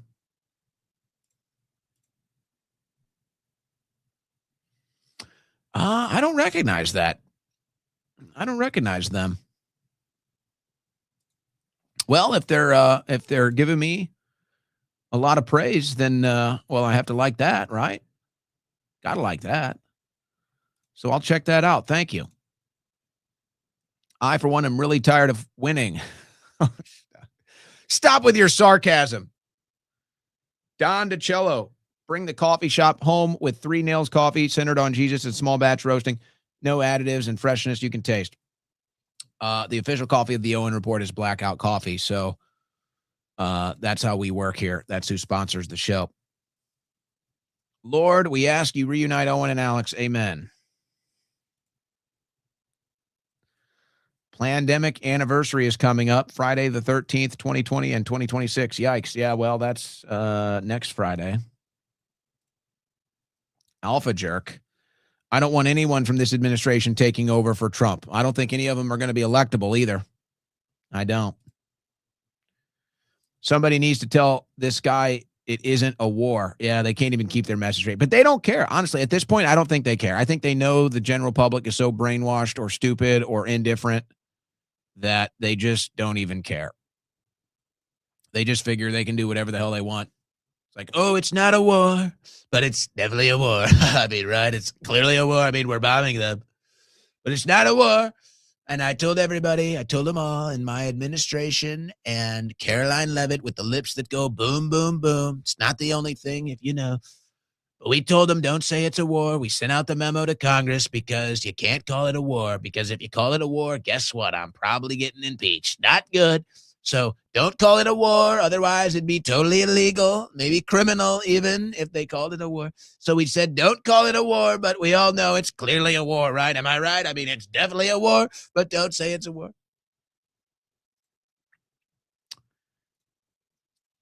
LA Patriot. The White House says Barron Trump is too tall for military services, yet NBA star David Robinson at 7 foot served in the Navy. Well, I don't think they actually said that, though. I think did they say he was too tall? I think that was just an online joke. But don't worry. I doubt Barron or Yair Netanyahu will be serving in the military. But it's also not fair to put their parents' actions on them. But it is fair to say, oh, look, they'll start a war, but they're not going to be sending their own lineage. So there's fairness on both sides, but it's not fair to say, oh, just because Yair Netanyahu is hanging out in Miami on the beach in a penthouse, he's bad because his dad is starting a war. And same with, Barron Trump in college. So, just keep it fair. They have the terrain advantage in Iran with all those mountains I assume you're talking about. Shiloh's retreat. Oh, and I was wrong. The Antichrist will be Jewish. Dr. Taylor Marshall just clarified, and he also shares this is not a just war. You said it was going to be Trump yesterday? Well, maybe they're both the same. LA Patriot. The amount of U.S. deaths being reported is a lie. Yeah, a lot of people feel that way. Acts of Boniface. China has to be pumped, depleting U.S. military munitions, damaged military bases, low troop morale, strained relations with allies, and they just watch. Well, that's because China doesn't drain resources in foreign countries and foreign wars that don't benefit them. It's one of those issues where you got countries that have good foreign policy, bad domestic policy. I wonder where troop morale is at. And I wonder even how much access they're even allowed, and I say allowed, to have with the outside world. Like, are they allowed on X to see what the conversations are right now, to know what people are saying and thinking? I wonder about that. Exposed 305. Jesus' kingdom can only exist inside of us, and he is here now inside of us believers. This world will only bring forth death always. Luke 17:20, Matthew 25:40. Thank you, Expose. Is it possible Israel was set up to help the Rothschilds and Raytheon, DynCorp, GE, etc.? The politicians were selected to push a narrative for money, lots and lots of money. Yeah, I'd say it's beyond possible at this point. It's almost totally proven now. Alan Al-Sama. Thank you, Owen. I'm an Eastern Christian woman from Babylon, Baghdad, Iraq. We also agree with you. My sister's husband is from Texas, former Marine. Keep up the good job. Thank you. I appreciate that. That's a diverse audience I got there. Thank you. My kingdom is not of this world. John 18:36. Jerusalem above, free mother of us all. Galatians 4:26. Undeclared war, the new fiery but mostly peaceful. Nice. Nice. DZ. Trump is either totally clueless idiot or Cash and Dan's shell shock look were from seeing Trump and Lindsey Graham on a video with, yeah. I can't imagine what they got on Lindsey Graham. I mean, you can just tell that guy, The first episode, you guys ever seen the first episode of Black Mirror? Yeah. Marson, 1776. I really miss the clown horn in your show, especially these days. Please bring it back.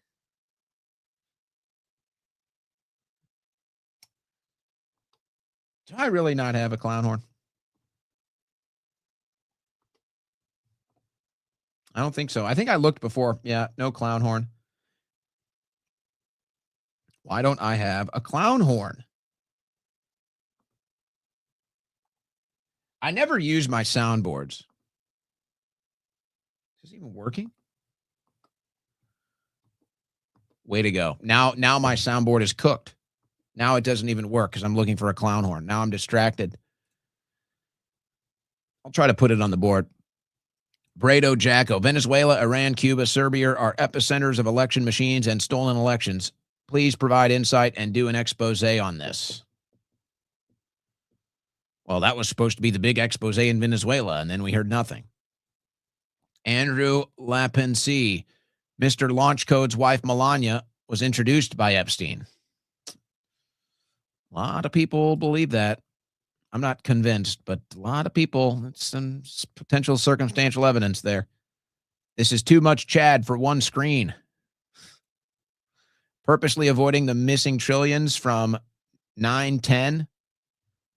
Are you talking about Donald Rumsfeld, missing trillions, congressional testimony before 9/11? Oh, and your guest speaker was very articulate. However, he lost me at hello. You're only allowed to over me. Israel Mossad committed 9/11 and stole trillions. I would say 9/11 was an inside job, but there's a lot of weird stuff coming out now that I'd never heard of before. I mean, the dancing Israelis, everybody knew about that. Now we learn of other people that got exclusive footage, like they were filming knowing it was going to happen. Apparently, there were some art students in the building now that we're learning about. But I don't think that was a solo effort. I think there were multiple parties involved in that deal. Gen Z will be the most based generation by far. Are you Gen Z? Boebert may be handsy in theaters, but she's a legend for asking Hillary about Frazzle Drip. Well, I'll tell you, Boebert is as hot as advertised. Owen, grow your hair out a bit more and MAGA will think you're Jesus. Then you can become president. It's that easy.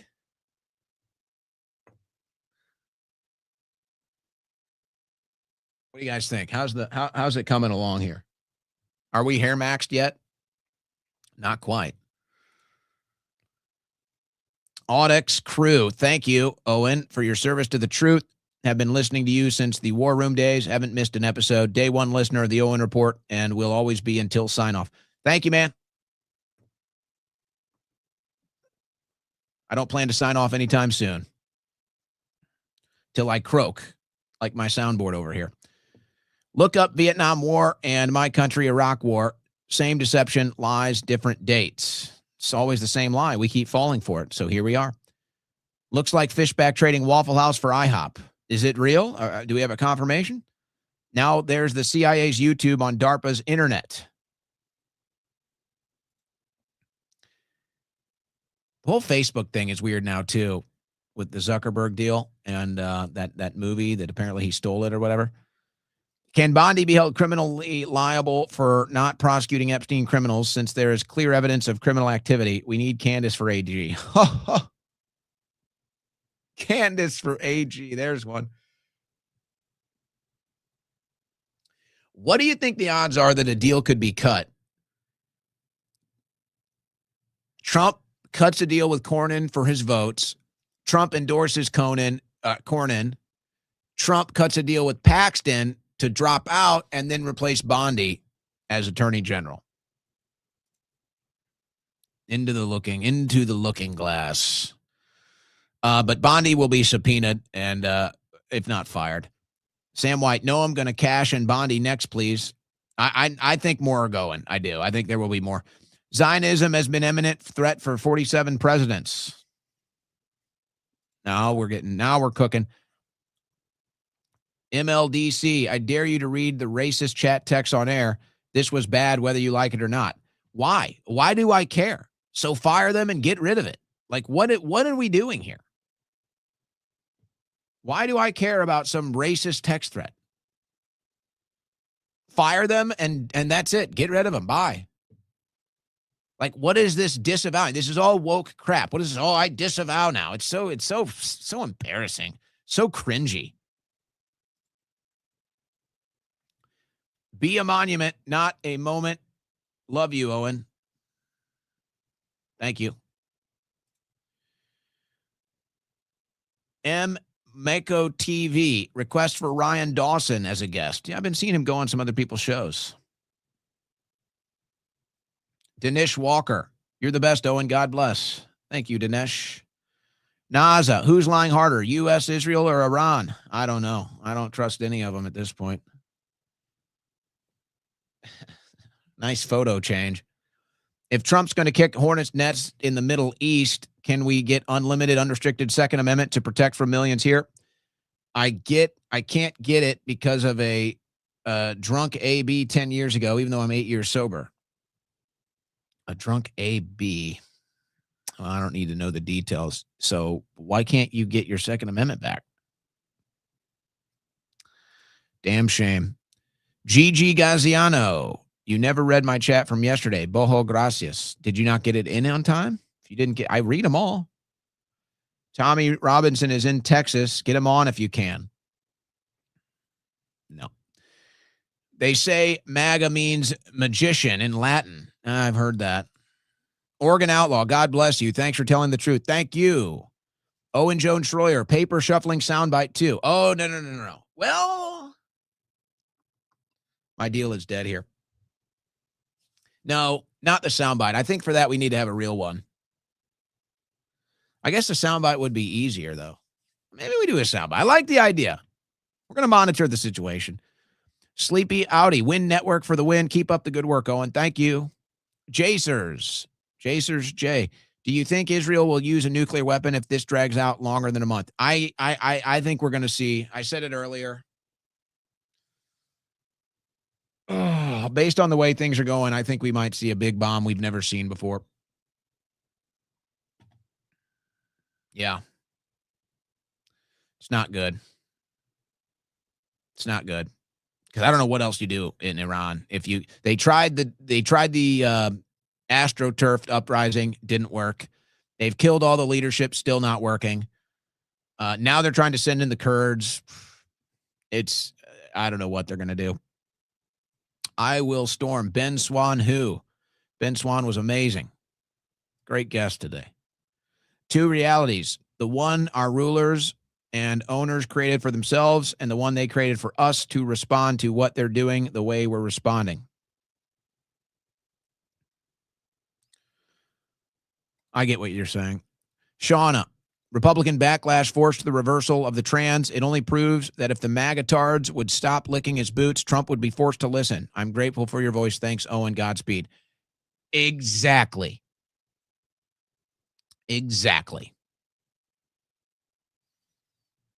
That is right. If I keep super chatting you money, will you live stream indefinitely? I can do this for quite a while. Come on. Don't you get enough? Are you not entertained? Oh. You guys know what happened, especially on a week like this, where it's like really heavy content. And it's been like that this year. You guys got to understand, it takes a toll. I'm not complaining. I love what I do. I'm blessed. I'm very fortunate. I'm doing what I want to do. But you got to understand, it takes a toll. I'm an hour. We're 3.5 hours in.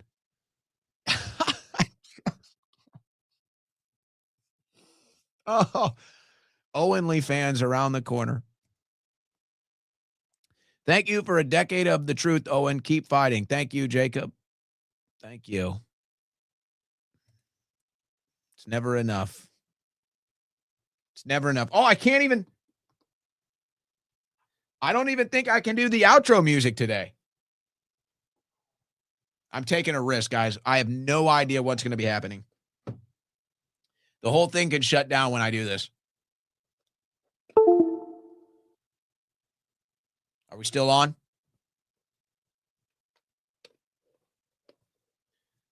Trying to reset my sound board here.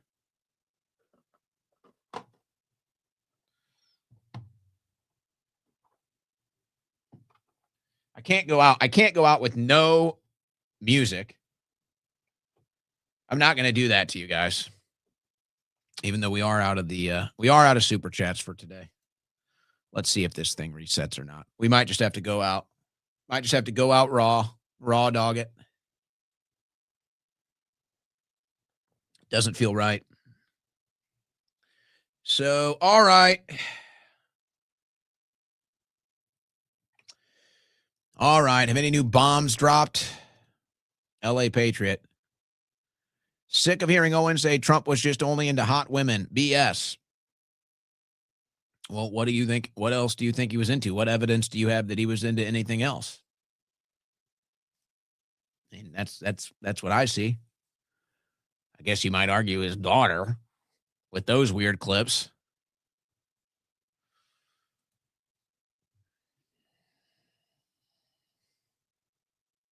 I think we're dead here, guys. I think we're dead here. But the whole thing didn't shut down. I was concerned that might happen. Actually, let me try one more thing. I can't go out raw dogging it. That's not our style. Maybe there's another fix.